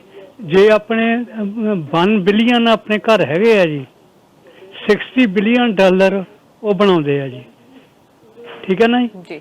ਇੰਨੀ ਲੁੱਟ ਖਸੁੱਟ ਦੁਨੀਆ 'ਚ ਕਿਤੇ ਵੀ ਹੈ ਨਹੀਂ ਜਿਹੜੀ ਸਰਵਿਸ ਪ੍ਰੋਵਾਈਡ ਕਰਦੇ ਆ ਤੇ ਉਹਦਾ ਚਾਰਜ ਲੈਂਦੇ, ਕਦੇ ਸਰਵਿਸ ਪ੍ਰੋਵਾਈਡ ਕਰਦੇ ਨਹੀਂ, ਉਹ ਚਾਰਜ ਲੈਂਦੇ ਆ ਜੀ। ਫਿਰ ਉਹਨਾਂ ਦੀ ਆਪਣੀ ਟ੍ਰਾਂਜਿਟ ਫੀਸ ਸੀ, ਉਹਨਾਂ ਕੋਲੇ ਕੋਈ ਟਰੱਕ ਨਹੀਂ ਆਉਂਦਾ ਜੀ, ਠੀਕ ਆ। ਫਿਰ ਉਸ ਤੋਂ ਬਾਅਦ ਉਹਨਾਂ ਦਾ ਦੂਜਾ ਸਟੋਰੇਜ ਫੀਸ, ਉਹਨਾਂ ਦਾ ਕੋਈ ਵੀ ਆਪਣੇ ਇਹ ਆਪਣੇ ਵੇਅਰ ਹਾਊਸ ਨਹੀਂ ਇੱਥੇ ਸਟੋਰ ਕਰਦੇ ਆ ਜੀ। ਉਹ ਹੁਣ NDP ਨੂੰ ਕਿੰਨਾ ਚਿਰ ਹੋ ਗਿਆ ਇਹਨਾਂ ਨੂੰ ਆਇਆ ਨੂੰ, ਇਹ ਕੀ ਕਰਨਗੇ ਉਹਦੇ ਬਾਰੇ ਜੀ। ਜਿਹੜੇ ਬਗੈਰ ਮਤਲਬ ਲੁੱਟ ਖਸੁੱਟ ਕਰਦੇ ਆ, ਹਾਲ ਤੱਕ ਦੁਨੀਆ ਦੇ ਵਿੱਚ ਕੋਈ ਵੀ ਹੈ ਨਹੀਂ ਜੀ ਦੇਸ਼ ਜਿਹਦੇ ਵਿੱਚ ਬਗੈਰ ਲੁੱਟ ਆਪਣੇ ਚਾਰਜ ਆਪਣੇ ਸਰਵਿਸ ਪ੍ਰੋਵਾਈਡ ਨਹੀਂ ਕਰਦੇ ਤੇ ਉਹ ਚਾਰਜ ਕਰਦੇ ਆ ਜੀ। ਇਹਨਾਂ ਬਾਰੇ ਕੀ ਕਰਨਗੇ ਇਹ? ਬਿਲਕੁਲ, ਧੰਨਵਾਦ ਜੀ ਕੁਐਸਚਨ ਦੇ ਲਈ। ਕੀ ਕਹੋਗੇ ਤੁਸੀਂ? Thank you. ਮੈਂ ਇਹਦੇ ਵਿੱਚ ਥੋੜਾ ਜਾ ਕੇ ਐਗਜ਼ਾਮਿਨ ਕਰੂੰਗੀ ਜੀ। Thank you. ਸਤਿ ਸ਼੍ਰੀ ਅਕਾਲ ਜੀ, ਸਵਾਗਤ ਹੈ ਜੀ ਤੁਹਾਡਾ। ਅਸੀਂ ਸਤਿ ਸ਼੍ਰੀ ਅਕਾਲ ਸਤਿ ਸ਼੍ਰੀ ਅਕਾਲ। ਤੇ ਜਿੰਨੀ ਨੂੰ ਸਤਿ ਸ਼੍ਰੀ ਅਕਾਲ ਜੀ। ਸਤਿ ਸ਼੍ਰੀ ਅਕਾਲ ਜੀ। ਮੈਂ ਤਾਂ ਸਿਰਫ ਇੰਨੀ ਗੱਲ ਕਹਿਣ ਲਈ ਕੀਤਾ ਜੀ, ਜਿੰਨੀ ਸਿਮਸ ਇੱਕ ਬੜੀ ਸੋਲਿਡ ਆਵਾਜ਼ ਹੈ ਵਿਕਟੋਰੀਆ ਦੇ ਵਿੱਚ। ਜੀ। So best of luck to ਜਿੰਨੀ। Thank you. ਜੀ ਥੈਂਕ ਯੂ ਜੀ, ਥੈਂਕ ਯੂ ਸੋ ਮਚ। ਸਤਿ ਸ਼੍ਰੀ ਅਕਾਲ ਜੀ, ਸਵਾਗਤ ਹੈ ਜੀ ਤੁਹਾਡਾ। ਹਾਂਜੀ, ਮੇਰਾ ਸਵਾਲ ਇਹ ਜਿੱਦਾਂ ਹੁਣ ਮੈਂ ਐਨਡੀਪੀ ਦਾ ਜੰਗ ਛੋਟਾ ਹੁੰਦਾ ਸਪੋਰਟਰ, ਰਾਈਟ, ਆਲ ਦਾ ਟਾਈਮ BC ਦੇ ਵਿੱਚ ਐਨਡੀਪੀ ਲਈ ਜੰਮੇ ਤੇ ਐਨਡੀਪੀ ਲਈ ਮਰਨਾ। ਪਰ ਮੇਰਾ ਸਵਾਲ ਇਹਨਾਂ ਇਹ ਜਿਹੜੇ ਟੀਚਰ ਦੇ ਪ੍ਰਾਈਸ ਨੇ ਬਹੁਤ ਵਧੀਆ ਕੰਮ ਕੀਤਾ ਇਹਨਾਂ ਨੇ, ਰਾਈਟ। ਇਹ ਆ ਵੀ ਜਿਹੜੇ ਹੁਣ ਗੈਸ ਦੀ ਪ੍ਰਾਈਸ ਆ, ਦੇਖੋ ਗੈਸ ਦੀ ਬੈਰਲ ਦੀ ਪ੍ਰਾਈਸ ਜਿਹੜੀ ਆ ਉਹ $39 ਆ, ਹੈ ਨਾ। BC ਦੇ ਵਿੱਚ ਇਹਨਾਂ ਨੇ ਕਿਹਾ ਕਮਿਸ਼ਨ ਬਿਠਾ ਲਾਂਗੇ, ਪਰ ਉਹ ਹੁਣ ਰਾਈਟ ਇਹ ਕੁਛ ਕਰਨਾ ਚਾਹੀਦਾ। ਬਾਕੀ ਸਾਰਾ ਕੁਛ ਬਹੁਤ ਵਧੀਆ ਕਰ ਰਹੇ ਆ, ਪਰ ਇੱਕ ਗੱਲ ਦਾ ਮੇਰਾ ਵੋਟ ਤਾਂ ਮੈਂ ਐਨਡੀਪੀ ਨੂੰ ਪਾਉਣੀ ਆ, ਕਿਉਂਕਿ ਜਿੰਨਾ ਮੈਂ ਤੁਹਾਨੂੰ ਦੱਸਿਆ ਜੰਮਿਆ ਐਨਡੀਪੀ ਤੇ ਮਰਨਾ ਐਨਡੀਪੀ ਲਈ। ਪਰ ਜਿੱਦਾਂ ਜਿਹੜੀ ਗੈਸ ਦੀ ਪ੍ਰਾਈਸ ਰਾਈਟ ਉਹਦੇ ਬਾਰੇ ਤੇ ਦੂਜਾ ਸਾਨੂੰ ਐਪਸਪੋਰਟ ਰਾਈਟ ਹੁਣ 264 ਆਪਣੇ 200 ਦਾ ਹਾਈਵੇ ਬਣ ਗਿਆ, ਰਾਈਟ। ਪਰ 260 ਆਪਣੇ ਸਾਡੇ ਐਪਸਪੋਰਟ ਤੇ ਮਾਉਂਟ ਲੀਮਨ ਤੇ ਤੁਸੀਂ ਜਾਓ ਸਵੇਰ ਨੂੰ ਜਾਣਾ ਹੁੰਦਾ, ਜਿਹੜੇ ਜਾਂਦੇ ਮੇਰੇ ਬੱਚੇ ਕੰਮ ਤੇ ਜਾਂਦੇ ਸਰੀ ਨੂੰ, ਰਾਈਟ। ਡੇਢ ਘੰਟਾ ਐਪਸਪੋਰਟ ਤੋਂ ਸਰੀ ਨੂੰ ਲੱਗ ਜਾਂਦਾ, ਜਿੱਦਾਂ ਨਾ ਰਾਈਟ। ਇਹੀ 4 ਵੇ ਦਾ ਜਿਹੜਾ 200 ਦਾ ਬਣਿਆ ਉਹੀ ਬਣਨਾ ਚਾਹੀਦਾ, ਰਾਈਟ, ਪੂਰਾ। ਦੂਜਾ ਇਹ ਜਿਹੜੇ ਗੈਸ ਦੀ ਪ੍ਰਾਈਸ ਬਾਰੇ, ਰਾਈਟ, ਸਾਨੂੰ ਕੈਨੇਡਾ ਦੇ ਵਿੱਚ ਸਾਨੂੰ ਗੈਸ ਜਿਹੜੀ BC ਦੇ ਵਿੱਚ ਜਾ ਰਿਹਾ, ਕਿਉਂਕਿ ਹਾਲੇ ਪੰਪਾਂ ਦੇ ਬੈਰਲ ਦੀ ਪ੍ਰਾਈਸ ਤਾਂ ਆਪ ਹੁੰਦੀ ਨਹੀਂ, ਤੇ ਜਿਹੜੇ ਇਹਨਾਂ ਕੋਲ ਜਿਹੜੇ ਗੈਸ ਪੰਪਾਂ ਵਾਲੇ ਆ ਉਸ ਇੱਕ ਇੱਕਦਮ ਮਹਿੰਗੀ ਕਰ ਦਿੰਦੇ ਆ ਕਿ ਉਦੋਂ ਇਹਨਾਂ ਕੋਲ ਗੈਸ ਆਈ ਸੀ। ਜੀ, ਥੈਂਕ ਯੂ ਜੀ, ਥੈਂਕ ਯੂ ਕਾਲ ਕਰਨ ਦੇ ਲਈ ਤੁਹਾਡਾ ਬਹੁਤ। ਬਿਲਕੁਲ, ਗੈਸ ਦੀ ਪ੍ਰਾਈਸ ਬਿਲਕੁਲ ਸਾਡੇ BC ਦੇ ਵਿੱਚ ਬਹੁਤ ਜ਼ਿਆਦਾ ਰਹੀ ਹੈਗੀ ਆ। ਉਹਦੇ ਪਿੱਛੇ ਉਹਨੂੰ ਸੋਲਵ ਕਰਨ ਨੂੰ ਹਮੇਸ਼ਾ ਹੀ ਗੱਲਾਂ ਜਿਹੜੀਆਂ ਸਾਹਮਣੇ ਆਉਂਦੀਆਂ ਹੈਗੀਆਂ ਨੇ ਕਿ ਇਸ ਤਰ੍ਹਾਂ ਐਲਬਰਟਾ ਦੇ ਵਿੱਚ ਗੈਸ ਜਿਹੜੀ ਬਹੁਤ ਸਸਤੀ ਹੈਗੀ ਹੈ। ਜੇ ਅਸੀਂ ਇੱਥੇ ਐਬਸਫੋਰਡ ਦੀ ਗੱਲ ਕਰੀਏ, ਥੋੜੇ ਟਾਈਮ ਦੂਰ ਜਾ ਕੇ ਹੀ ਜਿਹੜੀਆਂ ਗੈਸ ਪ੍ਰਾਈਸਾਂ ਦੀ ਗੱਲ ਬਦਲ ਜਾਂਦੀਆਂ ਹੈਗੀਆਂ ਨੇ। ਉਹਨੂੰ ਹੱਲ ਕਰਨ ਦੇ ਲਈ ਕੁਝ ਕੀਤਾ ਗਿਆ ਸਰਕਾਰ ਦੇ ਵੱਲੋਂ? ਦੇਖੋ, ਇਹ ਮਿਨਿਸਟਰ ਰੋਲਸਟਨ, MLA ਰੋਲਸਟਨ ਹੁਣ ਉਹਨਾਂ ਦੇ ਮਹਿਕਮੇ ਵਿੱਚ ਸੀਗਾ, ਤੇ ਉਹਨਾਂ ਨੇ ਬਹੁਤ ਜਿਹੜਾ ਕਮਿਸ਼ਨ ਰੱਖਿਆ ਸੀਗਾ ਵੀ ਦੇਖੇ ਵੀ ਕਿਤੇ ਅਨਫੇਅਰ ਜਿੱਦਾਂ ਕਹਿੰਦੇ ਹੁੰਦੇ ਵੀ ਪ੍ਰੈਕਟਿਸਿਸ ਤਾਂ ਨਹੀਂ ਹੋ ਰਹੀ, ਪ੍ਰਾਈਸ ਫਿਕਸਿੰਗ ਜੀ। ਤੇ ਪਹਿਲਾਂ ਤਾਂ ਵੀ ਕਾਨੂੰਨ ਵੀ ਇੱਥੇ ਹੈ ਨਹੀਂ ਸੀਗਾ ਵੀ ਅਸੀਂ ਉਹਨਾਂ ਨੂੰ ਫੋਰਸ ਕਰ ਸਕੀਏ ਵੀ ਸਾਨੂੰ ਦੱਸਣ ਵੀ ਉਹਨਾਂ ਦੀ ਪ੍ਰਾਈਸਿੰਗ ਉਹ ਕਿੱਦਾਂ ਸੈੱਟ ਕਰਦੇ ਆ। ਹੁਣ ਉਹ ਸਾਡੇ ਹੱਥ ਹੈਗਾ ਆ, ਤੇ ਇਸ ਕਰਕੇ ਉਹ ਸਾਰਾ ਡੇਟਾ ਕਲੈਕਟ ਕਰ ਰਹੇ ਆ। ਪਰ ਮੈਂ ਆਪ ਸਦਾ ਹੀ ਹੈਰਾਨ ਹੁੰਦੀ ਸੀਗੀ ਵੀ ਜਦੋਂ ਮੈਂ ਸਰੀ ਮੈਮੋਰੀਅਲ ਹਸਪੀਟਲ ਚੋਂ ਤੁਰਦੀ ਸੀਗੀ, ਮੇਰੀ ਮਾਮਾ ਉੱਥੇ ਸੀਗੇ, ਜਦੋਂ ਮੈਂ ਉੱਥੋਂ ਆਉਣਾ ਤੇ 4-5 ਗੈਸ ਸਟੇਸ਼ਨ ਪਾਸ ਕਰਨੇ, ਬਾਜੇ ਵੇਲੇ 35 ਸੈਂਟ ਦਾ ਫਰਕ ਹੁੰਦਾ ਸੀ। ਤੇ ਇਹ ਸਭ ਬਹੁਤ ਵੱਡੀ ਹੈਰਾਨਗੀ ਦੀ ਗੱਲ ਹੈਗੀ ਆ BC ਦੇ ਵਿੱਚ। ਤੇ ਇਸ ਕਰਕੇ ਇਹਦੇ ਤੇ ਅਸੀਂ ਉੱਥੇ ਲੈਜਿਸਲੇਚਰ ਵਿੱਚ ਵੀ ਇਹ ਗੱਲ ਉੱਠੀ ਸੀਗੀ, ਸਾਡੇ ਖੋਕਸ ਵਿੱਚ ਵੀ ਉੱਠੀ ਆ। ਇਸ ਕਰਕੇ ਇਹਦੇ ਮਗਰ ਸਾਡਾ ਪੂਰਾ ਜ਼ੋਰ ਲੱਗਾ ਵੀ ਪਹਿਲਾਂ ਤਾਂ ਵੀ ਸਭ ਕੁਝ ਐਕਸਪਲੇਨੇਸ਼ਨ ਹੋਵੇ, ਸਾਡੇ ਕੋਲ ਡੇਟਾ ਹੋਵੇ, ਤੇ ਗਾਂ ਜੇ ਲੈਜਿਸਲੇਸ਼ਨ ਦੀ ਲੋੜ ਵੀ ਪਊਗੀ, ਲੈਜਿਸਲੇਸ਼ਨ ਵੀ ਹੋਣਾ ਚਾਹੀਦਾ ਆ ਵੀ ਇਸ ਤਰ੍ਹਾਂ ਦੀ ਪ੍ਰਾਈਸ ਹਾਈਕਿੰਗ, ਪ੍ਰਾਈਸ ਫਿਕਸਿੰਗ ਨਾ ਹੋਵੇ। ਸਤਿ ਸ਼੍ਰੀ ਅਕਾਲ ਜੀ, ਸਵਾਗਤ ਹੈ ਜੀ ਤੁਹਾਡਾ। ਸਤਿ ਸ਼੍ਰੀ ਅਕਾਲ। ਸਤਿ ਸ਼੍ਰੀ ਅਕਾਲ ਜੀ। ਸਤਿ ਸ਼੍ਰੀ ਅਕਾਲ ਜੀ ਜੀ, ਕੀ ਕਹਿਣਾ ਚਾਹੁੰਦੇ ਹੋ ਤੁਸੀਂ ਅੱਜ? ਕੀ ਕੋਈ ਸਵਾਲ ਹੈਗਾ ਤੁਹਾਡਾ ਜੀਨੀ ਸਿਮਸ ਦਾ? ਮੇਰਾ ਸਵਾਲ ਹੈ 130 ਸਟਰੀਟ 64 ਬੋਧ ਸਾਹਿਬ ਬੱਸ ਸਕੂਲ ਦੇ ਨਿਆਣੇ ਚੜ੍ਹਦੇ ਉਤਰਦੇ ਆ, ਸਿਆਣੇ ਪੇਰੈਂਟਸ ਆਉਂਦੇ ਜਾਂਦੇ ਆ, ਬੱਚੇ ਸਕੂਲ ਜਾਂਦੇ ਆਉਂਦੇ ਆ, ਬਹੁਤ ਪ੍ਰੋਬਲਮ। ਫਲੈਸ਼ ਲਾਈਟ ਹੀ ਲਾ ਦੇਣ ਇੱਥੇ 64 130। ਥੈਂਕ ਯੂ ਜੀ। ਸੋ ਫਸਟ ਆਫ ਆਲ ਮੈਂ ਮਿਊਨਿਸਪਲ ਦੇ ਕੋਲ ਜਿਹੜੇ ਇਹ ਮੁੱਦੇ ਹੁੰਦੇ ਨੇ, ਪਰ ਇਹ ਆਵਾਜ਼ ਜਿਹੜੀ ਹੈ ਉਠਾ ਸਕਦੇ ਹੈਗੇ ਨੇ ਕਿ ਮਿਊਨਿਸਪਲ ਦੇ ਵਿੱਚ ਕੀ ਕੁਝ ਹੋ ਰਿਹਾ ਹੈਗਾ ਆ। ਤੁਹਾਡੇ ਤੱਕ ਬਹੁਤ ਸ਼ਿਕਾਇਤਾਂ ਮੈਨੂੰ ਲੱਗਦਾ ਆਉਂਦੀਆਂ ਵੀ ਹੋਣਗੀਆਂ ਮਿਊਨਿਸਪਲ ਨੂੰ ਲੈ ਕੇ, ਖਾਸ ਕਰਕੇ ਹੁਣ ਜੇ RCMP ਦੇ ਮੁੱਦੇ ਦੀ ਗੱਲ ਕਰ ਲਈਏ ਅਸੀਂ, ਜਾਂ ਅਸੀਂ ਹੁਣ ਫਲੈਸ਼ਿੰਗ ਲਾਈਟਾਂ ਦੀ ਗੱਲ ਕਰ ਲਈਏ। ਸੋ ਇਹਨਾਂ ਬਾਰੇ ਕੀ ਕਹਿਣਾ ਤੁਹਾਡਾ?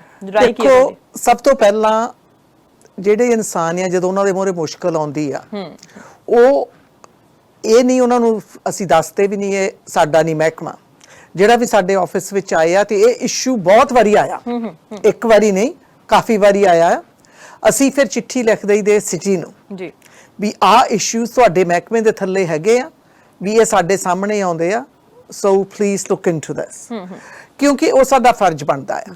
ਜਿਸ ਤਰ੍ਹਾਂ ਹੁਣ ਜਦੋਂ ਕੋਈ ਫੈਡਰਲ ਇਸ਼ੂ ਆ ਜਾਵੇ, ਅਸੀਂ ਜਾਂ ਫਿਰ MP ਦੇ ਆਫਿਸ ਨੂੰ ਫੋਨ ਕਰ ਦਈਦਾ ਆ, ਜਾਂ ਅਸੀਂ ਚਿੱਠੀ ਲਿਖ ਕੇ ਕਹਿ ਦਈਦਾ ਵੀ ਆਹ ਇਸ਼ੂ ਸਾਡੇ ਕੋਲ ਆਉਂਦੇ ਆ, ਪਰ ਅਸੀਂ ਇਦਾਂ ਨਹੀਂ ਕਹੀਦਾ ਵੀ ਤੁਸੀਂ ਇੱਥੇ ਨਾ ਜਾਵੋ, ਹੋਰ ਕਿਸੇ ਜਗ੍ਹਾ ਚੱਲ ਜਾਓ। ਉਹਨਾਂ ਦੀ ਗੱਲ ਸੁਣ ਲਈਦੀ ਆ ਤੇ ਫਿਰ ਸਿਸਟਮ ਦੇ ਵਿੱਚ ਗਾਈਡ ਕਰ ਦਈਦਾ ਆ। ਪਰ ਜਿਹੜੀ ਗੱਲ ਤੁਸੀਂ ਰੇਜ਼ ਕੀਤੀ ਆ ਸਟੂਡੈਂਟ ਸੇਫਟੀ ਦੀ, ਇਹ ਬਹੁਤ ਹੀ ਵੱਡੀ ਗੱਲ ਹੈਗੀ ਆ, ਕਰਕੇ ਇੱਕ ਤਾਂ ਆਪਣੇ ਇੱਥੇ ਟ੍ਰੈਫਿਕ ਬਹੁਤ ਆ। ਤੁਸੀਂ ਦੇਖ ਲਓ ਕਿੰਗ ਜੋਰਜ ਦੇ ਵਿੱਚ ਨਾ ਵਾਜੇ ਵੇਲੇ ਗ੍ਰਿਡ ਲੋਕ ਹੋਇਆ ਹੁੰਦਾ ਆ। ਮੈਂ ਸਦਾ ਹੀ ਹੱਸਦੀ ਹੁੰਦੀ ਆ ਵੀ ਵਾਜੇ ਵੇਲੇ ਮੈਂ 에ਅਰਪੋਰਟ ਤੇ ਛੇਤੀ ਪਹੁੰਚ ਜਾਂਦੀ ਆ ਤੇ ਸਰੀ ਕਿੰਗ ਜੋਰਜ ਤੋਂ ਆਪਣੇ ਘਰ ਤੋਂ ਤੇ ਹਸਪਤਾਲ ਜਾਣ ਨੂੰ ਜ਼ਿਆਦਾ ਵਕਤ ਲੱਗਦਾ ਆ। So we have lots of issues and we have to address them, but ਆ ਜਿਹੜਾ ਤੁਸੀਂ ਕਿਹਾ ਆ, ਇਹ ਅਸੀਂ ਅੱਗੇ ਵੀ ਚਿੱਠੀ ਲਿਖੀ ਸੀਗੀ ਤੇ ਗਾਂ ਵੀ ਅਸੀਂ ਕੋਸ਼ਿਸ਼ ਕਰਦੇ ਰਵਾਂਗੇ। ਜੀ, ਸਤਿ ਸ਼੍ਰੀ ਅਕਾਲ ਜੀ, ਸਵਾਗਤ ਹੈ ਜੀ ਤੁਹਾਡਾ। ਸਤਿ ਸ਼੍ਰੀ ਅਕਾਲ ਜੀ। ਸਤਿ ਸ਼੍ਰੀ ਅਕਾਲ ਹਾਂਜੀ, ਮੈਂ ਪੁੱਛਣਾ ਸੀ ਕਿ ਜਿੱਦਾਂ ਜੀ। ਪ੍ਰਾਈਮ ਮਿਨਿਸਟਰ ਟਰੂਡੋ, ਉਹਨਾਂ ਨੇ ਵੀ ਆਪਣੇ ਕਿਸਾਨਾਂ ਦੇ ਹੱਕ ਵਿੱਚ ਬਿਆਨ ਦਿੱਤਾ ਹੈ, ਟਰੰਪ ਨੇ ਵੀ ਦੇ ਰਹੇ ਨੇ, ਸੋ ਆਪਣੀ ਪਾਰਟੀ ਇਹ ਹੁਣ ਕਿਸਾਨਾਂ ਦੇ ਹੱਕ ਲਈ ਕੀ ਕਰ ਰਹੀ ਹੈ, ਕੁਝ ਕਰੇਗੀ ਜਾਂ ਨਹੀਂ? ਜੀ ਬਿਲਕੁਲ, ਧੰਨਵਾਦ ਜੀ ਤੁਹਾਡਾ ਬਹੁਤ ਬਹੁਤ। ਕਿਸਾਨਾਂ ਦਾ ਮੁੱਦਾ ਜਿਹੜਾ ਹੈਗਾ ਉਹ BC ਦੇ ਵਿੱਚ ਵੀ ਹੈਗਾ ਜਿਹੜੀ, ਜਿੱਦਾਂ ਹੁਣ ਅਸੀਂ ਦੇਖਿਆ ਹੈਗਾ ਕਿ ਉੱਥੇ ਰੈਜ਼ੀਡੈਂਸ਼ੀਅਲ ਬਿਲਡਿੰਗ ਬਣਨੀ ਹੈਗੀ ਹੈ ਪੈਂਟਿੰਗਟਨ ਦੇ ਵਿੱਚ, ਉੱਥੇ ਵੀ ਕਿਸਾਨਾਂ ਨੇ ਜਿਹੜੀ ਰੈਲੀ ਕੀਤੀ ਹੈਗੀ ਹੈ, ਟਰੈਕਟਰ ਰੈਲੀ। ਤੇ ਇੰਡੀਆ ਦੇ ਵਿੱਚ ਵੀ ਜਿਹੜਾ ਇਸ਼ੂ ਜਿਹੜਾ ਉਹ ਬਹੁਤ ਜਿਹੜਾ ਹੈ ਅੱਗੇ ਆਇਆ ਹੋਇਆ ਕਿਉਂਕਿ ਉੱਥੇ ਬਿੱਲ ਪਾਸ ਹੋ ਗਿਆ ਹੈ। ਸੋ ਤੁਸੀਂ ਕੁਝ ਆਪਦੇ ਵੱਲੋਂ ਕਹਿਣਾ ਚਾਹੁੰਦੇ ਹੋ? ਹਾਂਜੀ, ਜਦੋਂ ਮੈਂ ਸੀਗੀ MP ਨਾ, ਉਦੋਂ ਇਹਦੇ ਤੇ ਮੈਂ ਬਹੁਤ ਆਵਾਜ਼ ਉਠਾਈ ਸੀ। ਅਸੀਂ ਗੈਦਰਿੰਗਸ ਵੀ ਬਹੁਤ ਕੀਤੀਆਂ ਸੀਗੀਆਂ ਡਿਫਰੈਂਟ ਜਗ੍ਹਾ ਤੇ, ਕਿਉਂਕਿ ਜਿਹੜੇ ਟੈਂਪਰੇਰੀ ਫੋਰਨ ਵਰਕਰਸ ਆ ਕੇ ਕੰਮ ਕਰਦੇ ਆ ਜੀ ਸਾਡੇ ਐਗਰੀਕਲਚਰ ਦੇ ਵਿੱਚ, ਉਹਨਾਂ ਦੀਆਂ ਬਹੁਤ ਸਾਰੀਆਂ ਸ਼ਿਕਾਇਤਾਂ ਹੁੰਦੀਆਂ ਸੀਗੀਆਂ। ਤੋ ਉਹਦਾ ਸਾਹਮਣਾ ਕਰਨਾ ਬਹੁਤ ਹੀ ਜ਼ਰੂਰੀ ਹੈਗਾ ਆਪਣੇ ਲਈ, ਸਿਰਫ ਸਾਡੇ BC ਵਿੱਚ ਨਹੀਂ ਬਟ ਰਾਈਟ ਅਕ੍ਰੋਸ ਕੈਨੇਡਾ। ਤੇ ਇੱਥੇ ਜੇ ਤੁਸੀਂ ਸੋਚੋ ਵੀ ਅਸੀਂ ਕੀ ਕੀਤਾ ਐਗਰੀਕਲਚਰ ਲਈ, ਤੁਸੀਂ ਹੈ ਨਾ ਐਗਰੀਕਲਚਰਲ ਮਿਨਿਸਟਰੀ ਦੇ ਵੈਬਸਾਈਟ ਤੇ ਜਾ ਕੇ COVID-19 ਪਾ ਦਿਓ, ਉਹ ਤੁਹਾਨੂੰ ਦੱਸਣਗੇ। ਪਰ ਜਿਹੜੇ ਬਾਹਰੋਂ ਆਏ ਸੀਗੇ ਆਪਣੇ ਐਗਰੀਕਲਚਰਲ ਵਰਕਰਸ, ਉਹਨਾਂ ਦੇ ਲਈ ਜਿਹੜੀ ਉਹਨਾਂ ਦੀ ਕੁਆਰੰਟਾਈਨ ਹੁੰਦੀ ਆ, ਉਹਦੀ ਪੂਰੀ ਮਦਦ ਕੀਤੀ, ਸਪੋਰਟ ਕੀਤੀ, ਕਰਕੇ ਫਾਰਮਰਸ ਤੇ ਬਹੁਤ ਵੱਡਾ ਬੋਝ ਸੀਗਾ। ਤੇ ਇੱਕ ਹੁਣ ਰਜਿਸਟਰੀ ਵੀ ਬਣ ਰਹੀ ਆ, ਹੁਣ ਇਨਸਪੈਕਸ਼ਨ ਵੀ ਹੋ ਰਿਹਾ ਆ ਵੀ ਉਹਨਾਂ ਦੀ ਮਿਸਟ੍ਰੀਟਮੈਂਟ ਨਾ ਹੋਵੇ। ਹਾਲੇ ਬਹੁਤ ਕੁਝ ਕਰਨ ਵਾਲਾ ਹੈਗਾ ਆ, ਬਿਕਾਜ਼ ਅਸੀਂ ਕਹਿ ਦਈਦਾ ਬਹੁਤ ਸੌਖਾ ਕਹਿਣ ਦਾ ਵੀ ਸਭ ਤੋਂ ਜਿਹੜਾ ਵਧੀਆ ਕੰਮ ਹੈਗਾ ਸਾਡੇ ਕਿਸਾਨ ਕਰਦੇ ਆ, ਕਰਕੇ ਉਹ ਸਾਡੇ ਲਈ ਉਹ ਚੀਜ਼ ਪੈਦਾ ਕਰਦੇ ਆ ਜਿਹਦੇ ਤੋਂ ਬਿਨਾਂ ਅਸੀਂ ਰਹਿ ਨਹੀਂ ਸਕਦੇ, ਸਾਡਾ ਖਾਣਾ ਪੀਣਾ। ਜੀ ਬਿਲਕੁਲ। ਸੋ ਇਸ ਕਰਕੇ ਬਹੁਤ ਹਾਲੇ ਹੋਰ ਕੰਮ ਕਰਨ ਵਾਲਾ ਹੈ। ਬਟ ਹੈਰੀ ਬੇਨਸ ਜਿਹੜਾ MLA ਹੈਗਾ ਸਰੀ ਨਿਊਟਨ ਦੇ ਵਿੱਚ, ਉਹਨਾਂ ਨੇ ਇਸ ਮੁੱਦੇ ਤੇ ਬਹੁਤ ਸਾਰਾ ਕੰਮ ਕੀਤਾ ਆ ਵੀ ਜਿਹੜੇ ਇਨਸਪੈਕਸ਼ਨ ਵੀ ਹੁਣ ਹੋ ਰਹੇ ਆ, ਰਜਿਸਟਰੀ ਵੀ ਹੋ ਰਹੀ ਆ ਵੀ ਕਿੱਥੇ ਸਾਡੇ ਟੈਂਪਰੇਰੀ ਫੋਰਨ ਵਰਕਰਸ ਹੈਗੇ ਆ। ਜੀ ਬਿਲਕੁਲ, ਇੱਕ ਹੋਰ ਕਾਲਰ ਨੇ ਜੀ। ਸਤਿ ਸ਼੍ਰੀ ਅਕਾਲ ਜੀ, ਸਵਾਗਤ ਹੈ ਜੀ ਤੁਹਾਡਾ। ਸਤਿ ਸ਼੍ਰੀ ਅਕਾਲ ਜੀ। ਜੀ ਮੈਂ ਦੋ ਕੁਐਸਚਨ ਪੁੱਛਣਾ ਚਾਹੁੰਦਾ ਵੀ ਜੇ ਤੁਹਾਡੀ ਪਾਰਟੀ ਦੁਬਾਰਾ ਆਉਂਦੀ ਹੈਗੀ ਹੈ ਸੱਤਾ ਦੇ ਵਿੱਚ, ਤਾਂ ਤੁਸੀਂ ਇਕਨੋਮੀ ਦੇ ਬਾਰੇ ਤਾਂ ਸਭ ਤੋਂ ਪਹਿਲਾਂ ਤਾਂ ਮੇਰੇ ਖਿਆਲ ਨਾਲ ਸਾਰਿਆਂ ਦੇ ਮਾਈਂਡ ਤੇ ਹੋਊਗਾ ਇੱਕ ਮੁੱਦਾ, ਰਾਈਟ? ਬਿਲਕੁਲ। ਦੂਸਰੀ ਹੈ ਕਿ ਤੁਹਾਡੇ ਲੀਡਰ ਨੇ ਕੀ ਤੁਹਾਡੇ ਨਾਲ, ਤੁਹਾਡੇ ਜਿੰਨੇ ਵੀ ਤੁਹਾਡੇ ਆਪਣੇ ਕਾਕਸ ਤੇ ਹੋਣਗੇ MP MLAs, ਉਹਨਾਂ ਨੇ ਕੰਸਲਟ ਕੀਤਾ ਕਿ ਇਲੈਕਸ਼ਨ ਕਿਉਂ ਕਰਵਾਉਣਾ ਚਾਹੁੰਦੇ ਨੇ 1 ਸਾਲ ਪਹਿਲਾਂ ਹੀ ਉਹ? ਇਹਦਾ ਕੀ ਕੋਈ ਖਾਸ ਕੋਈ ਰੀਜ਼ਨ ਸੀ ਇਹਦਾ, ਕਿ ਮਤਲਬ ਕਿ ਵੀ ਕਿਉਂਕਿ ਹੁਣ ਓਬਵੀਅਸਲੀ ਇੱਕ ਤਾਂ ਪਤਾ ਹੈ ਕਿ ਕਰੋਨਾ ਵਾਇਰਸ ਦਾ ਜੋ ਦੌਰ ਚੱਲ ਰਿਹਾ ਉਹਦੇ ਦਰਮਿਆਨ ਸਾਨੂੰ ਜਾ ਕੇ ਜੋ ਮੌਣੀਆਂ ਬਣ ਗਈਆਂ ਇਲੈਕਸ਼ਨ ਕਰਨੇ ਪੈਣਗੇ। ਧੰਨਵਾਦ ਜੀ, ਬਹੁਤ ਬਹੁਤ। ਥੈਂਕ ਯੂ ਜੀ। Thank you very much. Valid questions. ਹਾਂਜੀ, ਪਹਿਲਾ ਕੁਐਸਚਨ ਮੈਨੂੰ ਰਿਮਾਈਂਡ ਕਰੋ। ਇਕਨੋਮੀ ਦੇ ਬਾਰੇ, ਕਿਉਂਕਿ ਇਕਨੋਮੀ ਹਰ ਇੱਕ ਤਰ੍ਹਾਂ ਦੇ ਨਾਲ ਪ੍ਰਭਾਵਿਤ ਹੋਈ ਹੈ, ਤੇ BC ਦੇ ਵਿੱਚ ਕਿਸ ਤਰ੍ਹਾਂ ਇਕਨੋਮੀ ਨੂੰ ਜਿਹੜਾ ਹੈਂਡਲ ਕੀਤਾ ਜਾਊਗਾ? ਇਕਨੋਮੀ ਸਾਰੀ ਦੁਨੀਆ ਦੇ ਵਿੱਚ ਅਪਸਾਈਡ ਡਾਊਨ ਹੋ ਗਈ ਆ। ਬਿਲਕੁਲ। ਪਰ ਆਪਣਾ ਕੋਵਿਡ ਤੋਂ ਪਹਿਲਾਂ AAA ਰੇਟਿੰਗ ਆ ਰਹੀ ਸੀਗੀ, ਆਪਣੀ ਜਿਹੜੀ ਇਕਨੋਮੀ ਹੈ ਕਾਫੀ ਵਾਈਬ੍ਰੈਂਟ ਸੀਗੀ, ਬਹੁਤ ਗਰੋਥ ਹੋ ਰਿਹਾ ਸੀਗਾ। ਪਰ ਹੁਣ ਬਹੁਤ ਸਾਰੇ ਸੈਕਟਰ ਹੈਗੇ ਆ ਜਿਹੜੇ ਸਫਰ ਕਰ ਰਹੇ ਆ। ਇਸ ਕਰਕੇ ਪਿਛਲੇ ਹਫਤੇ ਜਿਹੜਾ 1.5 ਬਿਲੀਅਨ ਇਲੈਕਸ਼ਨ ਹੋਣ ਤੋਂ ਪਹਿਲਾਂ ਐਲਾਨ ਕੀਤਾ ਗਿਆ ਸੀਗਾ ਰੀਸਟਾਰਟ BC ਪ੍ਰੋਗਰਾਮ ਦੇ ਵਿੱਚ, ਉਹਦਾ ਫੋਕਸ ਮੇਨਲੀ ਇਕਨੋਮੀ ਦੇ ਵਿੱਚ ਹੀ ਸੀਗਾ ਤੇ how do we grow the workforce. ਪਰ ਇਹ ਵੀ ਬਹੁਤ ਖੁਸ਼ੀ ਹੈਗੀ ਵੀ ਕਈ ਸੈਕਟਰ ਹੈਗੇ ਜਿਹੜੇ ਵੱਧ ਵੀ ਰਹੇ ਆ ਇਸ ਵਕਤ। ਤੇ ਸਰੀ ਆਪਣੇ BC ਦੇ ਵਿੱਚ ਜਿਹੜਾ IT ਸੈਕਟਰ ਆ, ਉਹਦੇ ਬਹੁਤ ਵੱਡੇ ਪੋਟੈਂਸ਼ੀਅਲਸ ਹੈਗੇ ਆ। ਸਾਨੂੰ ਕਹਿ ਰਹੇ ਆ ਵੀ ਇਸ ਵਕਤ ਵੀ ਸੈਕੰਡ ਸਿਲਿਕਨ ਵੈਲੀ ਇੱਥੇ ਬਣ ਸਕਦਾ ਆ। So that's good as well.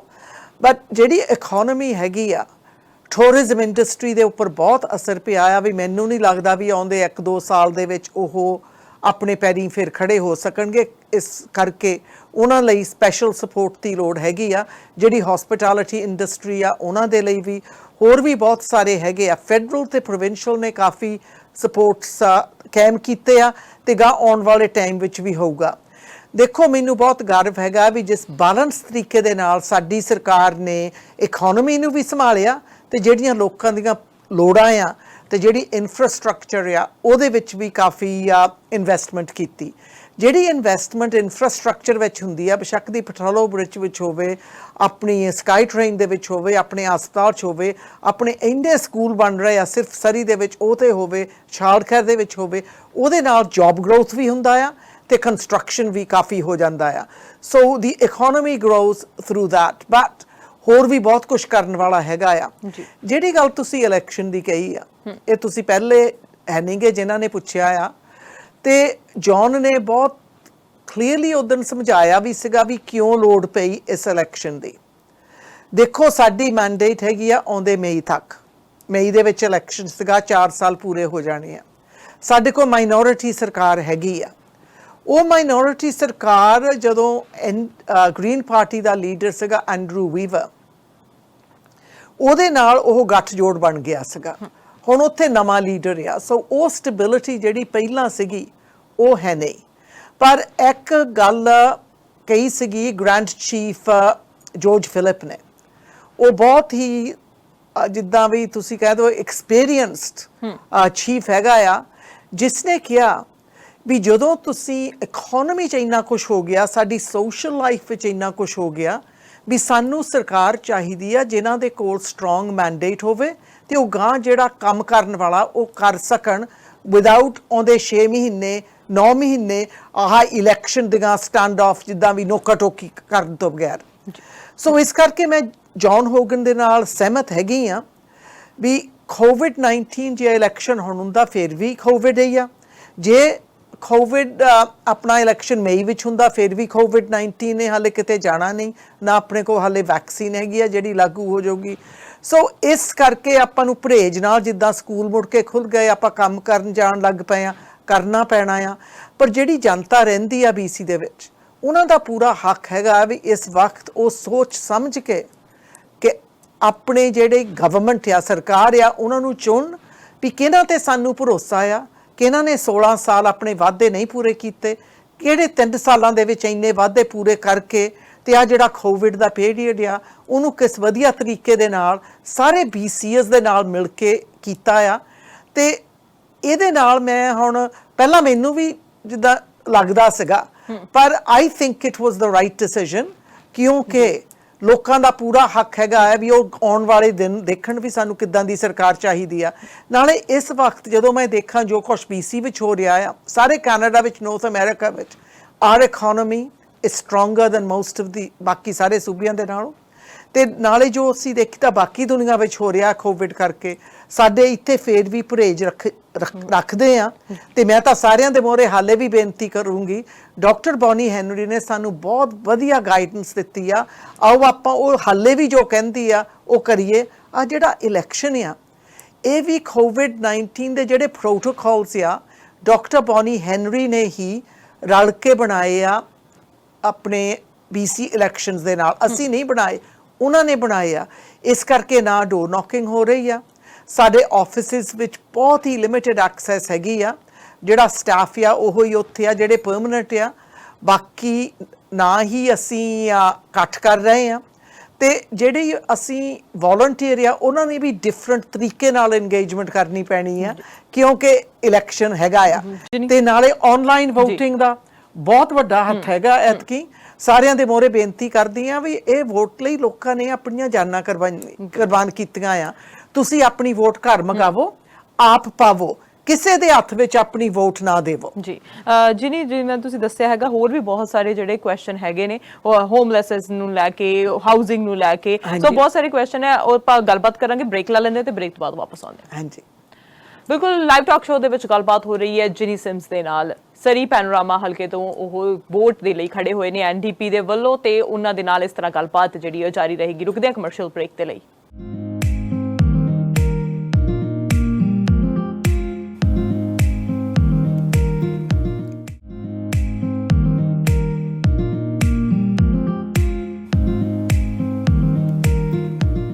Welcome back after short break you are watching live talk show with Arshdeep ਤੇ ਗੱਲਬਾਤ ਹੋ ਰਹੀ ਹੈ ਅੱਜ ਜਿਨੀ ਸਿਮਸ ਦੇ ਨਾਲ। ਸੋ ਜਿਨੀ, ਬਹੁਤ ਸਾਰੇ ਕਾਲਰਸ ਦੇ ਤੁਸੀਂ ਸਵਾਲਾਂ ਦੇ ਜਵਾਬ ਦਿੱਤੇ, ਪਰ ਅਜੇ ਵੀ ਬਹੁਤ ਸਾਰੇ ਕੁਐਸਚਨ ਹੈਗੇ ਨੇ। ਹੁਣ ਜਿਵੇਂ ਅਸੀਂ ਸਰੀ ਦੀ ਗੱਲ ਕਰੀਏ ਤਾਂ ਫਾਸਟੈਸਟ ਗਰੋਇੰਗ ਸਿਟੀ ਹੈਗੀ ਹੈ, ਜਿਸ ਵਿੱਚ ਜੇ ਈਅਰਲੀ ਗੱਲ ਕਰੀਏ ਤਾਂ 10,000 ਲੋਕ ਜਿਹੜੇ ਇਮੀਗ੍ਰੈਂਟਸ ਜਿਹੜੇ ਇੱਥੇ ਆਉਂਦੇ ਹੈਗੇ ਆ, ਉਹਨਾਂ ਦੇ ਲਈ ਹੁਣ ਹਾਊਸਿੰਗ ਬਹੁਤ ਵੱਡੀ ਸਮੱਸਿਆ ਹੋ ਗਈ ਹੈ। ਸੋ ਕਈ ਲੋਕ ਤਾਂ ਇਹ ਸੋਚਦੇ ਕਿ ਅਸੀਂ ਤਾਂ ਸੋਚ ਵੀ ਨਹੀਂ ਸਕਦੇ ਕਿ ਅਸੀਂ BC ਦੇ ਵਿੱਚ, ਖਾਸ ਕਰਕੇ ਵੈਨਕੂਵਰ ਜਾਂ ਸਰੀ ਦੇ ਵਿੱਚ ਜਿਹੜਾ ਘਰ ਅਫੋਰਡ ਕਰ ਲਈਏ। ਸਾਡੀ ਜਿਹੜੇ ਬੱਚੇ ਹੈਗੇ ਉਹ ਤਾਂ ਸੋਚ ਹੀ ਨਹੀਂ ਸਕਦੇ ਨਾ ਕਿ ਅਸੀਂ ਘਰ ਲੈ ਲਈਏ। ਤੇ ਨਾਲ ਹੁਣ ਹਾਊਸਿੰਗ ਦੀ ਜਿਹੜੀ ਸਮੱਸਿਆ ਹੈਗੀ ਆ ਬਹੁਤ ਵੱਧ ਰਹੀ ਹੈ, ਹੋਮਲੈਸਨੈਸ ਇਹਦੇ ਨਾਲ ਵੱਧ ਰਹੀ ਹੈਗੀ ਹੈ। ਉਹਨੂੰ ਕਿਸ ਤਰ੍ਹਾਂ ਐਡਰੈਸ ਕੀਤਾ ਤੁਸੀਂ ਪਿਛਲੇ 3 ਸਾਲਾਂ ਦੇ ਵਿੱਚ?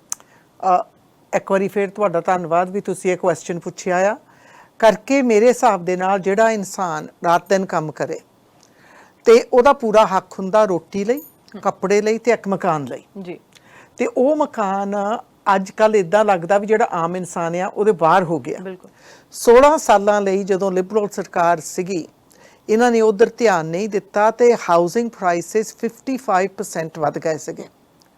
ਤੇ ਹੁਣ ਜਦੋਂ ਅਸੀਂ ਆਏ, ਅਸੀਂ ਦੇਖਿਆ ਵੀ ਮਨੀ ਲਾਂਡਰਿੰਗ ਦਾ ਕੀ ਅਸਰ ਪੈ ਰਿਹਾ ਸੀਗਾ ਤੇ ਉਹਦੇ ਤੇ ਵੀ ਧਿਆਨ ਕੀਤਾ, ਉਹਦੇ ਤੇ ਕਮਿਸ਼ਨ ਵੀ ਚੱਲ ਰਿਹਾ ਆ ਤੇ ਕਾਫੀ ਜਿਹੜੀਆਂ ਪਾਬੰਦੀਆਂ ਵੀ ਲਾਈਆਂ ਗਈਆਂ। ਹੁਣ ਕਸੀਨੋ ਤੇ ਵੀ ਜਿੱਥੇ ਕਾਫੀ ਮਨੀ ਲਾਂਡਰਿੰਗ ਉੱਥੋਂ ਵੀ ਹੋ ਰਹੀ ਸੀਗੀ ਤੇ ਹੁਣ ਕੰਸਟਰਕਸ਼ਨ ਵੀ ਕਾਫੀ ਹੋ ਰਿਹਾ ਆ ਤੇ BC ਗਵਰਨਮੈਂਟ ਵੀ ਬਿਲੀਅਨਸ ਆਫ ਡਾਲਰਸ, 1-2 ਬਿਲੀਅਨ ਨਹੀਂ, ਬਿਲੀਅਨਸ ਆਫ ਡਾਲਰਸ ਖਰਚ ਰਹੀ ਆ to build subsidised housing, rentals and also homes for middle class people.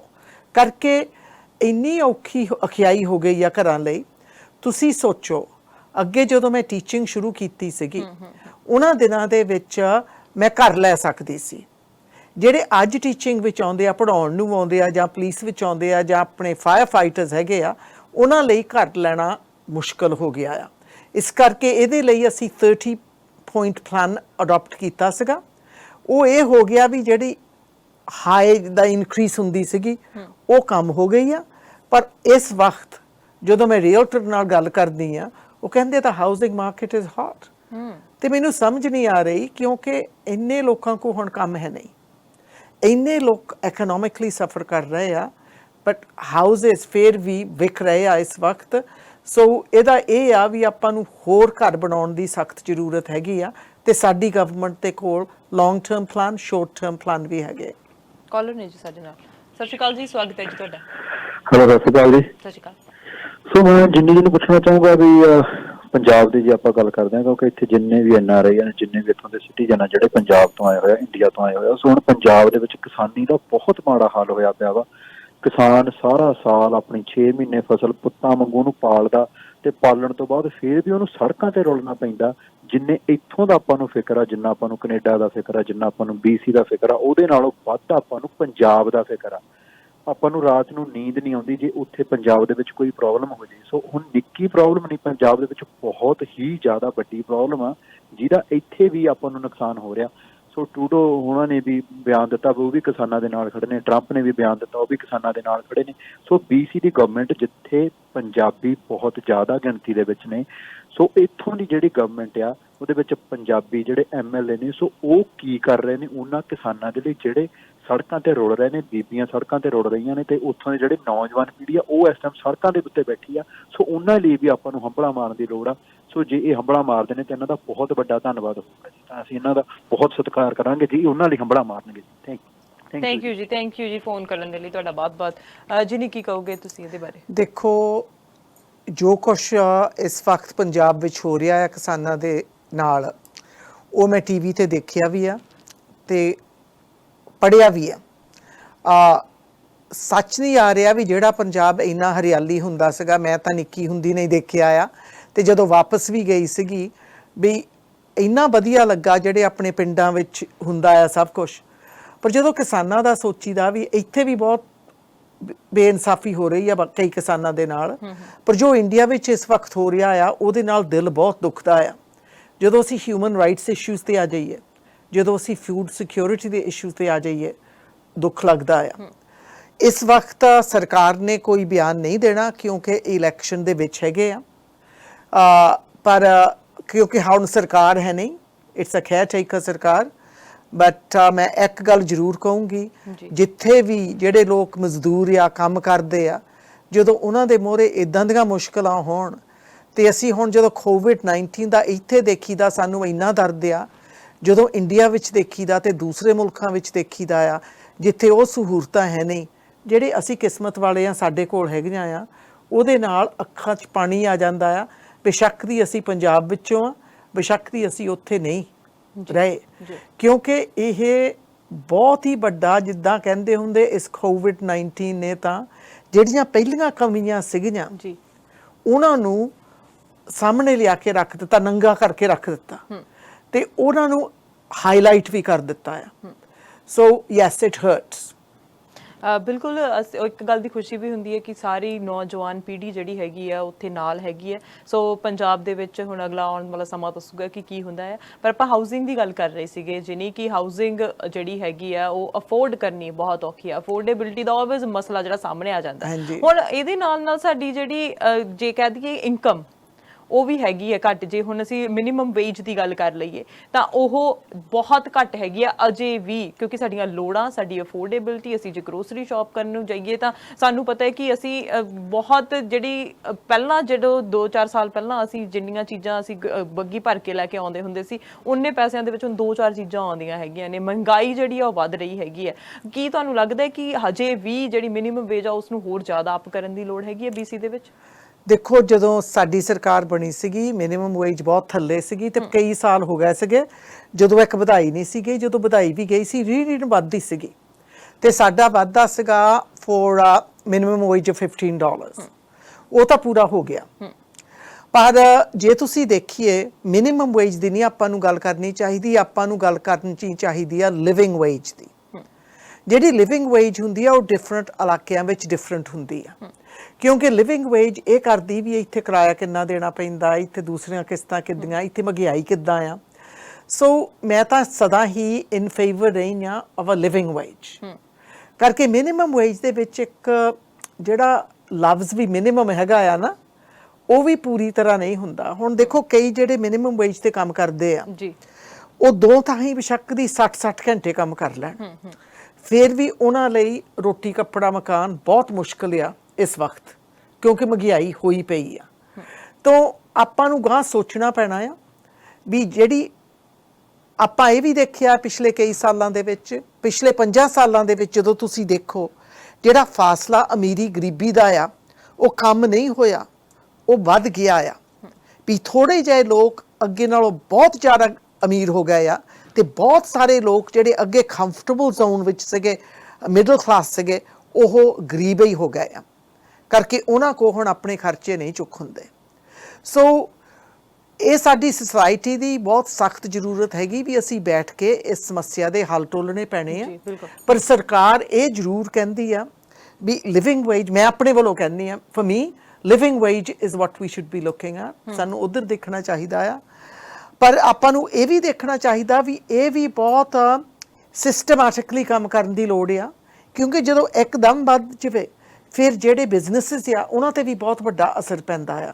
ਸੋ ਦੋਨੋਂ ਪਾਸਿਆਂ ਤੋਂ ਦੇਖ ਕੇ ਇਹ ਕਰਨ ਦੀ ਜ਼ਰੂਰਤ ਆ। ਜਿਹੜਾ ਬਿਜ਼ਨਸਮੈਨ ਵੀ ਆ ਉਹਨੂੰ ਵੀ ਪਤਾ ਆ ਵੀ ਉਹਦਾ ਜਿਹੜਾ ਮੋਰੇ ਕੰਮ ਕਰਦਾ ਆ, ਜੇ ਉਹਨੂੰ ਲਿਵਿੰਗ ਵੇਜ ਮਿਲੇ, ਉਹਦੇ ਘਰ ਦੇ ਵਿੱਚ ਉਹਦੇ ਕਮੀਆਂ ਨਾ ਹੋਣ ਤੇ ਉਹ ਇਨਸਾਨ ਵਧੀਆ ਤਰੀਕੇ ਦੇ ਨਾਲ ਕੰਮ ਵੀ ਫਿਰ ਕਰਦਾ ਆ। ਬਿਲਕੁਲ। ਟੈਕਸ ਹੁਣ ਮੈਨੂੰ ਕਹਿੰਦੇ ਆ ਅਰਸ਼ਦੀਪ, ਕਹਿੰਦੇ ਲੋਕ $15 ਮਿਨੀਮਮ ਆ, ਪਰ ਕਹਿੰਦੇ ਸਾਨੂੰ ਤਾਂ 18 ਤੋਂ ਥੱਲੇ ਕੋਈ ਮਿਲਦਾ ਹੀ ਨਹੀਂ।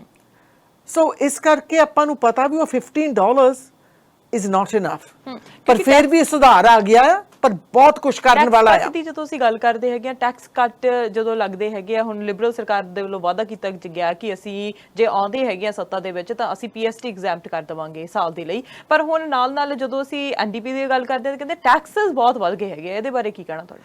ਦੇਖੋ, ਮੈਨੂੰ ਨਹੀਂ ਪਤਾ ਵੀ ਕੌਣ ਕਹਿੰਦਾ ਵੀ ਟੈਕਸਿਸ ਬਹੁਤ ਵੱਧ ਗਏ ਆ। ਦ ਬਿਗੇਸਟ ਟੈਕਸ ਬ੍ਰੇਕ, ਸਭ ਤੋਂ ਵੱਡੀ ਟੈਕਸ ਬ੍ਰੇਕ ਇੱਥੇ ਮੁਲਕ ਦੇ ਵਿੱਚ ਪਿਛਲੇ 60 ਸਾਲਾਂ ਦੇ ਵਿੱਚ BC ਨੇ ਦਿੱਤੀ ਆ। ਜਿਹੜੇ ਲੋਕ PC ਵਿੱਚ ਰਹਿੰਦੇ ਆ ਉਹ ਹੈਗੇ ਆ MS ਪ੍ਰੀਮੀਅਮਸ, ਜਿਹੜੇ ਅਸੀਂ ਪਹਿਲਾਂ ਦੇਈਦੇ ਸੀਗੇ health premiums. We don't pay them anymore। ਤੇ ਆ ਜਿਹੜੀ PSCT ਦੀ ਗੱਲ ਚੱਲੀ ਆ, ਮੈਂ ਇਕਨੋਮਿਸਟ ਹੈ ਨਹੀਂ, ਪਰ ਮੈਂ ਪੜ੍ਹਿਆ ਹੈਗਾ ਆ, ਇੰਨਾ ਤਾਂ ਪਤਾ ਆ। ਸਾਰੇ economist, Liberal, left, middle, right, centre, ਸਾਰਿਆਂ ਨੇ ਕਿਹਾ ਆ ਇਹ ਪਾਲਿਸੀ ਇੰਨੀ ਬੇਵਕੂਫੀ ਦੀ ਪਾਲਿਸੀ ਆ, ਜਦੋਂ ਲੋਕਾਂ ਕੋਲ ਕੰਮ ਹੀ ਹੈ ਨਹੀਂ, ਬਿਜ਼ਨੈਸਿਸ ਅੱਗੇ ਹੀ ਸਟਰਗਲ ਕਰਦੇ, ਉਹ ਜਿਹੜੇ PST ਕਲੈਕਟ ਕਰਦੇ ਉਹ ਬਿਜ਼ਨਸ ਨਹੀਂ ਰੱਖਦੀ, ਉਹ ਸਿੱਧੀ ਸਰਕਾਰ ਕੋਲ ਜਾਂਦੀ ਆ। ਉਹ ਕਹਿੰਦੇ ਸਾਨੂੰ ਇਹਦੇ ਵਿੱਚੋਂ ਕੀ ਫਾਇਦਾ ਹੋਊਗਾ, ਤੇ ਉਹ ਜਿਹੜਾ ਘਾਟਾ ਖਾਤੇ ਦੇ ਵਿੱਚ ਪੈਣਾ ਆ ਉਹ ਕਿੱਦਾਂ ਪੂਰਾ ਹੋਊਗਾ। ਸੋ ਇਹਦੇ ਵਿੱਚ ਐਗਜ਼ਾਮਿਨ ਕਰਨ ਦੀ ਲੋੜ ਆ। ਬਾਜੇ ਵੇਲੇ ਬਹੁਤ ਸੌਖਾ ਹੁੰਦਾ ਕਹਿਣਾ ਵੀ ਆਹ ਟੈਕਸ ਕੱਟ ਕਰ ਦੇਣਾ ਆ, ਪਰ ਆਪਾਂ ਨੂੰ ਸੋਚਣਾ ਪੈਣਾ ਵੀ ਇੱਕ ਵੀ ਇਕਨੋਮਿਸਟ ਜਾਂ ਯੂਨੀਵਰਸਿਟੀ ਹੋਵੇ ਜਾਂ ਰਾਈਟ ਦਾ ਹੋਵੇ ਜਾਂ ਲੈਫਟ ਦਾ ਹੋਵੇ, ਲਿਬਰਲ ਦਾ ਜਿਹੜਾ ਚੀਫ ਆਫ ਸਟਾਫ ਸੀਗਾ ਗੋਰਡਨ ਕੈਂਪਬਲ ਦਾ, ਉਹਦਾ ਚੀਫ ਐਡਵਾਈਜ਼ਰ, ਉਹਨ ਲਿਖਿਆ ਆ ਵੀ ਆਹ ਟੈਕਸ ਕੱਟ ਇੰਨੀ ਡੇਂਜਰਸ ਹੈਗੀ ਆ, ਜੇ ਮੁੜ ਕੇ ਆ ਗਏ ਫਿਰ ਕੱਟਸ ਹੋਣਗੇ ਸਕੂਲਾਂ ਦੇ ਵਿੱਚ, ਕੱਟਸ ਹੋਣਗੇ ਹੈਲਥ ਕੇਅਰ ਦੇ ਵਿੱਚ, ਕੱਟਸ ਹੋਣਗੇ ਅਕ੍ਰੋਸ ਦ ਬੋਰਡ, ਕਿਉਂਕਿ ਇਹ ਇਕਨੋਮਿਕਲੀ ਸਾਊਂਡ ਨਹੀਂ ਪਲਾਨ। ਮੈਂ ਇੱਥੇ ਕਹਿ ਦੇਵਾਂ ਤੁਹਾਨੂੰ ਸਾਰੇ ਵਿਊਅਰਸ ਨੂੰ ਕਿ ਜੇ ਤੁਹਾਡਾ ਕੋਲ ਪ੍ਰਾਈਵੇਟ ਨੰਬਰ ਹੈਗਾ, ਕਿਉਂਕਿ ਸਾਡੇ ਕੋਲ ਸਕਰੀਨ ਦੇ ਉੱਤੇ ਪ੍ਰਾਈਵੇਟ ਨੰਬਰਸ ਫਲੈਸ਼ ਹੋ ਰਹੇ ਨੇ, ਤਾਂ ਉਹ ਪ੍ਰਾਈਵੇਟ ਕਾਲਸ ਜਿਹੜੀਆਂ ਨੇ ਅਸੀਂ ਅਟੈਂਡ ਨਹੀਂ ਕਰਾਂਗੇ। ਜੇ ਤੁਹਾਡੇ ਕੋਲ ਕੋਈ ਜਿਹੜੀ ਰਜਿਸਟਰਡ ID ਹੈਗੀ ਹੈ ਫੋਨ ਦੀ, ਤਾਂ ਤੁਸੀਂ ਉਹਦੇ ਤੋਂ ਸਾਨੂੰ ਕਾਲ ਕਰ ਸਕਦੇ ਹੈਗੇ ਹੋ। ਨਾਲ ਨਾਲ ਜਿੰਨੀ ਹੁਣ ਅਸੀਂ ਟੈਕਸੀ ਵਾਲਿਆਂ ਦੇ ਮਸਲਿਆਂ ਦੀ ਗੱਲ ਕਰਦੇ ਹੈਗੇ ਹਾਂ, ਟਰੱਕਰਸ ਦੀ ਗੱਲ ਕਰਦੇ ਹਾਂ, ਟਰੱਕਰਸ ਦੇ ਮਸਲੇ ਜਿਹੜੇ ਬਹੁਤ ਹੈਗੇ ਨੇ। ਹੁਣ ਅਸੀਂ UTA ਦੀ ਗੱਲ ਕਰਦੇ ਹਾਂ ਤਾਂ ਆਬਵੀਅਸ ਰੈਲੀ ਉਹਨਾਂ ਦੀ ਸਾਨੂੰ ਦੇਖਣ ਨੂੰ ਮਿਲ ਜਾਂਦੀ ਹੈ ਕਿ ਉਹਨਾਂ ਦਾ ਮਸਲਾ ਬਹੁਤ ਵੱਡਾ ਹੈਗਾ, ਆਫ ਡਾਕ ਨੂੰ ਲੈ ਕੇ, ਇਲੀਗਲ ਜਿਹੜੇ ਡਰਾਈਵਰਸ ਹੈਗੇ ਆ, ਲਾਇਸੈਂਸ ਹੈਗੇ ਆ, ਉਹਨਾਂ ਨੂੰ ਲੈ ਕੇ। ਉਹ ਮਸਲੇ ਅਜੇ ਤੱਕ ਹੱਲ ਨਹੀਂ ਹੋਏ ਉਹਨਾਂ ਦੇ। ਦੇਖੋ, ਜਦੋਂ ਸਾਡੀ ਸਰਕਾਰ ਬਣੀ ਸੀਗੀ, ਜਿਹੜੇ ਮਸਲੇ ਉਸ ਵਕਤ ਉਹਨਾਂ ਨੇ ਸਾਡੇ ਮੂਹਰੇ ਰੱਖੇ ਸੀਗੇ ਉਹ ਪੂਰੇ ਹੋ ਗਏ ਆ, ਤੇ ਜਿਹੜੇ ਇਨ ਪ੍ਰੋਸੈਸ ਹੈਗੇ ਆ ਉਹਨਾਂ ਨੂੰ ਵਕਤ ਲੱਗਦਾ ਆ। ਇੱਕ ਜਿਹੜੀ ਆਫ ਡਾਕ ਦੀ ਗੱਲ ਕਰਦੇ ਆ, ਉਹਦਾ ਵੀ ਹੱਲ ਲੱਝ ਪੈਣਾ ਆ ਆਉਂਦੇ ਦਿਨਾਂ ਦੇ ਵਿੱਚ, ਪਰ ਉਹਦੀ ਇੱਕ ਰਿਪੋਰਟ ਲਿਖਾਈ ਸੀਗੀ ਐਕਸਪਰਟ ਕੋਲੋਂ। ਉਹ ਰਿਪੋਰਟ ਹੁਣ ਕੰਸਲਟੇਸ਼ਨ ਹੋ ਰਿਹਾ ਆ with the companies and with the operator and with the unions। ਉਹ ਜਦੋਂ ਸਭ ਕੁਝ ਹੋ ਗਿਆ, ਸਾਰੇ ਬੈਠ ਕੇ ਉਹਦਾ ਹੱਲ ਟੋਲਣਗੇ, ਉਹਦੇ ਹੱਲ ਦੀ ਲੋੜ ਹੈਗੀ ਆ। ਪਰ ਜਦੋਂ ਮੈਂ ਸੋਚਦੀ ਆ, ਜਦੋਂ ਸਾਡੀ ਸਰਕਾਰ ਬਣੀ ਸੀਗੀ, ਸਾਨੂੰ ਟਰੱਕਰਸ ਕਹਿੰਦੇ ਸੀਗੇ ਵੀ ਸਾਨੂੰ ਪੇ ਇਨਕਰੀਸ ਨਹੀਂ ਮਿਲਦੀ। ਹੁਣ ਜਦੋਂ ਦੀ ਸਾਡੀ ਸਰਕਾਰ ਬਣੀ ਆ, 3 ਸਾਲਾਂ ਦੇ ਵਿੱਚ 2 ਵਾਰੀ ਉਹਨਾਂ ਨੂੰ ਪੇ ਇਨਕਰੀਸ ਮਿਲ ਹਟੀ ਆ। ਇੱਕ ਜਿਹੜਾ ਅੱਗੇ ਉਹਨਾਂ ਦਾ ਔਨ ਕੋਲ ਸੀਗਾ, ਜਦੋਂ ਬਾਹਰ ਨਿਕਲਣਾ ਆ $200 ਅ ਡੇ ਹੁੰਦਾ ਸੀਗਾ, ਹੁਣ ਉਹ 300 ਹੋ ਗਿਆ। ਇੱਕ ਜਿਹੜੀ ਉਹਨਾਂ ਨੇ MT ਸ਼ਾਸੀਜ਼ ਦੀ ਮੰਗ ਮੋਹਰੇ ਰੱਖੀ ਸੀਗੀ, ਕਰਕੇ ਉਹਦੇ ਲਈ ਉਹਨਾਂ ਕੋਲ ਪ੍ਰਬੰਧ ਹੈ ਨਹੀਂ ਸੀਗੇ, ਉਹ ਫਿਰ ਪਿਕਅਪ ਤੇ ਲਾ ਦਿੱਤੀ ਆ, ਉਹਦੇ ਨਾਲ ਉਹਨਾਂ ਨੂੰ 25 ਮਿਲਦੇ ਆ। ਆ ਜਿਹੜੀ ਠੱਗ ਦੇ ਇਸ਼ੂ ਹੈਗੇ ਆ, ਉਹ ਹਾਲੇ ਹੱਲ ਕਰਨ ਵਾਲੇ ਹੈਗੇ, ਉਹਨਾਂ ਦੇ ਅਸੀਂ ਹੱਲ ਟੋਲ ਰਹੇ ਆ। ਅਸੀਂ ਟਰੱਕਿੰਗ ਇੰਡਸਟਰੀ ਦੇ ਨਾਲ ਬੈਠ ਕੇ ਉਹ ਹੱਲ ਟੋਲਣੇ ਆ। ਅਸੀਂ ਸ਼ੁਰੂ ਤੋਂ ਵੀ ਕੋਲੈਬੋਰੇਸ਼ਨ ਵਿੱਚ ਕੰਮ ਕੀਤਾ ਆ, ਗਾਂ ਵੀ ਜਿਹੜੇ ਵਾਅਦੇ ਕੀਤੇ ਸੀ ਪੂਰੇ ਉਹ ਕਰ ਦਿੱਤੇ ਆ। ਜਿਹੜੇ ਗਾਂ ਪ੍ਰੋਬਲਮਸ ਹੈਗੇ ਆ, ਉਹ ਵੀ ਬੈਠ ਕੇ ਉਹਨਾਂ ਦੇ ਨਾਲ ਹੀ ਹੱਲ ਕਰਨੇ ਆ। ਜੀ ਬਿਲਕੁਲ। ਕਾਲਰ ਨੇ ਸਾਡੇ ਨਾਲ। ਸਤਿ ਸ਼੍ਰੀ ਅਕਾਲ ਜੀ, ਸਵਾਗਤ ਹੈ ਜੀ ਤੁਹਾਡਾ। ਸਤਿ ਸ਼੍ਰੀ ਅਕਾਲ ਜੀ। ਸਤਿ ਸ਼੍ਰੀ ਅਕਾਲ ਜੀ। ਸਤਿ ਸ਼੍ਰੀ ਅਕਾਲ। ਸਤਿ ਸ਼੍ਰੀ ਅਕਾਲ ਜੀ। ਮੇਰਾ ਸਵਾਲ ਭੈਣ ਜੀ ਨੂੰ ਇਹ ਹੈ ਜੀ ਕਿ ਜਿਵੇਂ ਹੁਣ COVID-19 ਦੇ ਦੌਰ ਦੇ ਵਿੱਚ ਇੰਨਾ ਕੁ ਮਾੜਾ ਹਾਲ ਹੋ ਗਿਆ ਸੀਗਾ ਬਿਜ਼ਨੈਸਿਸ ਦਾ, ਕਿ ਅਸੀਂ ਈਵਨ ਮਾਸਕ ਤੱਕ ਵੀ ਚਾਈਨਾ ਤੇ ਡਿਪੈਂਡ ਕਰਦੇ ਸੀਗੇ।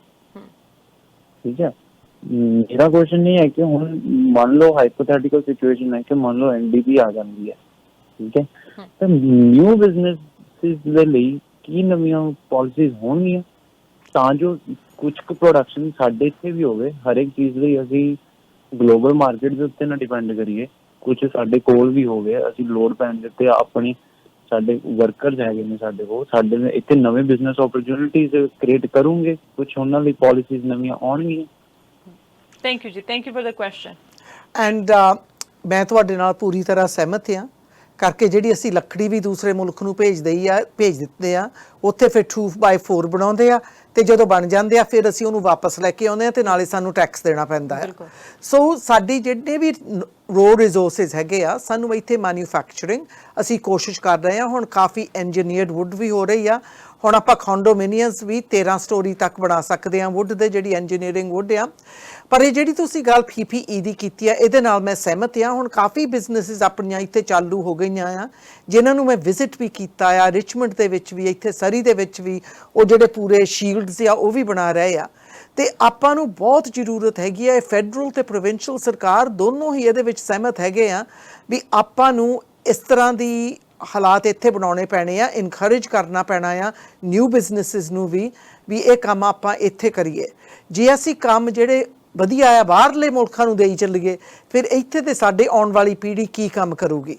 ਸਿਰਫ ਸਾਡੇ ਨੈਚੁਰਲ ਰਿਸੋਰਸਿਸ ਲਈ ਨਹੀਂ, ਪਰ ਜਿਹੜੀ ਗਾਂ ਸਾਨੂੰ ਵੈਲਿਊ ਐਡਡ ਵੀ ਚਾਹੀਦੇ ਆ। ਤੇ ਜਦੋਂ PPE ਤੇ ਗੱਲ ਆ ਜਾਂਦੀ ਆ, ਇਹਦੇ ਲਈ ਸਾਨੂੰ ਦੂਸਰੇ ਮੁਲਕਾਂ ਤੇ ਡਿਪੈਂਡੈਂਟ ਨਹੀਂ ਹੋਣਾ ਚਾਹੀਦਾ। ਇਹਦੇ ਲਈ ਸਾਨੂੰ ਇੱਥੇ ਜ਼ਬਰਦਸਤ ਕੰਮ ਕਰਨਾ ਚਾਹੀਦਾ, ਜਿਹੜੀ ਬਹੁਤ ਫੈਡਰਲ ਸਰਕਾਰ ਐਂਡ ਪ੍ਰੋਵਿੰਸ਼ੀਅਲ ਇਸ ਵਕਤ ਸਪੋਰਟ ਕਰ ਰਹੀ ਆ। ਜੀ ਬਿਲਕੁਲ। ਸਤਿ ਸ਼੍ਰੀ ਅਕਾਲ ਜੀ, ਸਵਾਗਤ ਹੈ ਜੀ ਤੁਹਾਡਾ।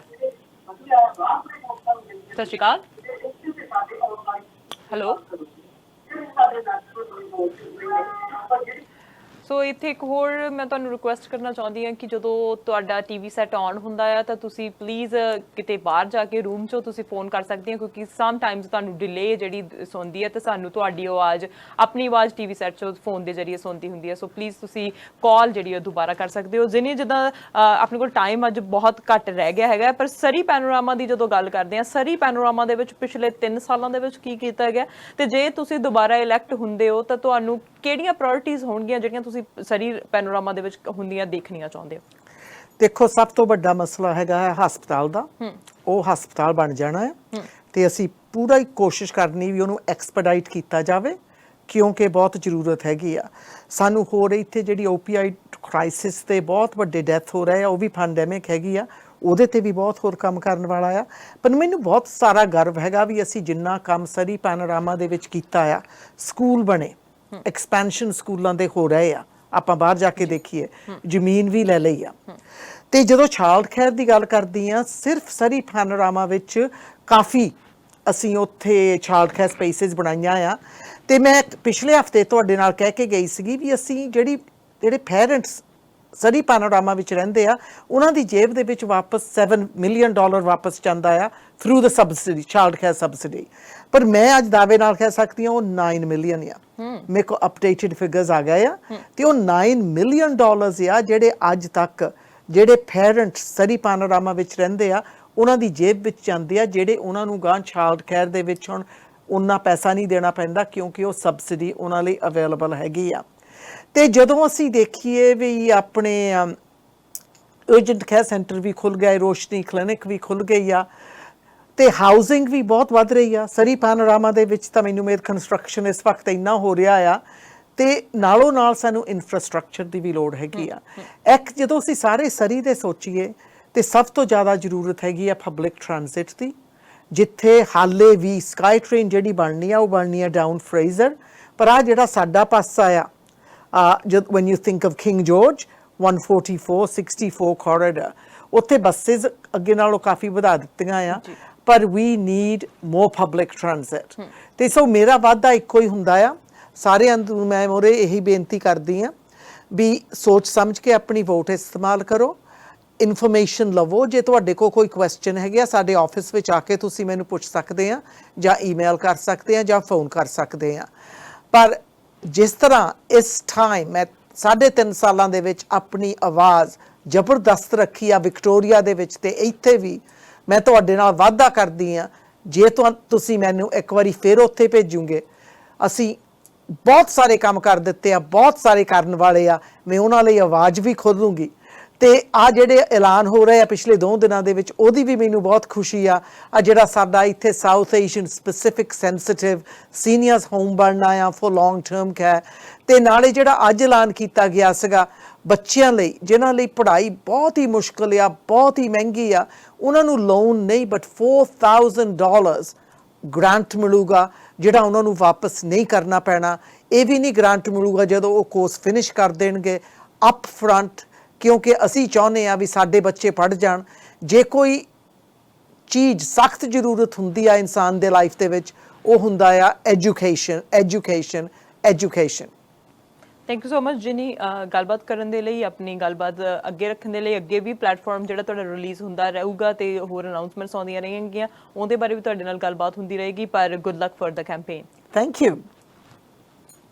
ਬਿਲਕੁਲ ਅੱਜ ਗੱਲਬਾਤ ਹੋਈ ਜਿਨੀ ਸਿਮਸ ਦੇ ਨਾਲ। ਕਾਲਰਸ ਸਾਡੇ ਕੋਲੋਂ ਥੋੜੇ ਜਿਹੇ ਮਿਸ ਹੋ ਗਏ ਨੇ, ਉਹਦੇ ਲਈ ਮਾਫੀ। ਅਗਲੀ ਵਾਰ ਤੁਸੀਂ ਟਾਕ ਸ਼ੋਅ ਦੇ ਵਿੱਚ ਫੋਨ ਕਰ ਸਕਦੇ ਹੈਗੇ ਹੋ ਤੇ ਆਪਣੇ ਜਿਹੜੇ ਵਿਚਾਰ ਹੈ ਉਹ ਰੱਖ ਸਕਦੇ ਹੈਗੇ ਹੋ। ਹੁਣ ਕੋਸ਼ਿਸ਼ ਕਰਾਂਗੇ ਕਿ ਤੁਹਾਡੇ ਤੱਕ ਅਸੀਂ ਇਲੈਕਸ਼ਨ ਦੀ ਹਰ ਅਪਡੇਟ ਪਹੁੰਚਾਉਂਦੇ ਰਹੀਏ ਕਿ ਕਿਹੜੀ ਸਰਕਾਰ ਕੀ ਕੁਝ ਕਰ ਰਹੀ ਹੈ। ਵੱਖ-ਵੱਖ ਕੈਂਡੀਡੇਟਸ ਤੁਹਾਡੇ ਰੂਬਰੂ ਕਰਵਾ ਰਹੇ ਆ ਕਿ ਉਹਨਾਂ ਦਾ ਕੀ ਕਹਿਣਾ ਹੈਗਾ ਆ। ਪਲੇਟਫਾਰਮ ਬਾਰੇ ਜਾਣਕਾਰੀ ਰੱਖਣੀ ਬਹੁਤ ਜ਼ਰੂਰੀ ਹੈਗੀ ਹੈ। ਜੇ ਤੁਹਾਨੂੰ ਨਹੀਂ ਪਤਾ ਕਿ ਕਿਹੜੇ ਪਲੇਟਫਾਰਮ ਰਿਲੀਜ਼ ਕੀਤੇ ਜਾ ਰਹੇ ਨੇ, ਕਿਹੜੀ ਸਰਕਾਰ ਕੀ ਕੰਮ ਕਰ ਰਹੀ ਹੈ, ਤਾਂ ਤੁਸੀਂ ਆਪਣੇ ਫੈਮਿਲੀ ਦੇ ਵਿੱਚ ਬੈਠ ਕੇ ਆਪਣੇ ਬੱਚਿਆਂ ਦੇ ਨਾਲ ਸਲਾਹ ਕਰ ਸਕਦੇ ਹੋ ਕਿ ਕਿਹੜੀ ਪਾਰਟੀ ਨੂੰ ਜਿਹੜੀ ਹੈਗੀ ਆ ਵੋਟ ਪਾਉਣੀ ਹੈਗੀ ਆ। ਵੋਟ ਜ਼ਰੂਰ ਪਹੁੰਚ ਜਾਇਓ। 24 ਤਰੀਕ ਨੂੰ ਵੋਟ ਪਾ ਸਕਦੇ ਹੋ, ਉਸ ਤੋਂ ਪਹਿਲਾਂ ਵੀ ਜਿਹੜੀ ਵੋਟ ਉਹ ਪਾ ਸਕਦੇ ਹੈਗੇ ਹੋ ਤੇ ਵੋਟਾਂ ਦੀ ਜਾਣਕਾਰੀ ਤੇ ਤੁਹਾਨੂੰ ਇਸ ਤਰ੍ਹਾਂ ਪਹੁੰਚਾਉਂਦੇ ਰਵਾਂਗੇ। ਦੇਖਦੇ ਰਹੋ ਸਾਂਝਾ ਟੀਵੀ ਤੇ। ਮੈਨੂੰ ਦਿਓ ਇਜਾਜ਼ਤ। ਸਤਿ ਸ਼੍ਰੀ ਅਕਾਲ।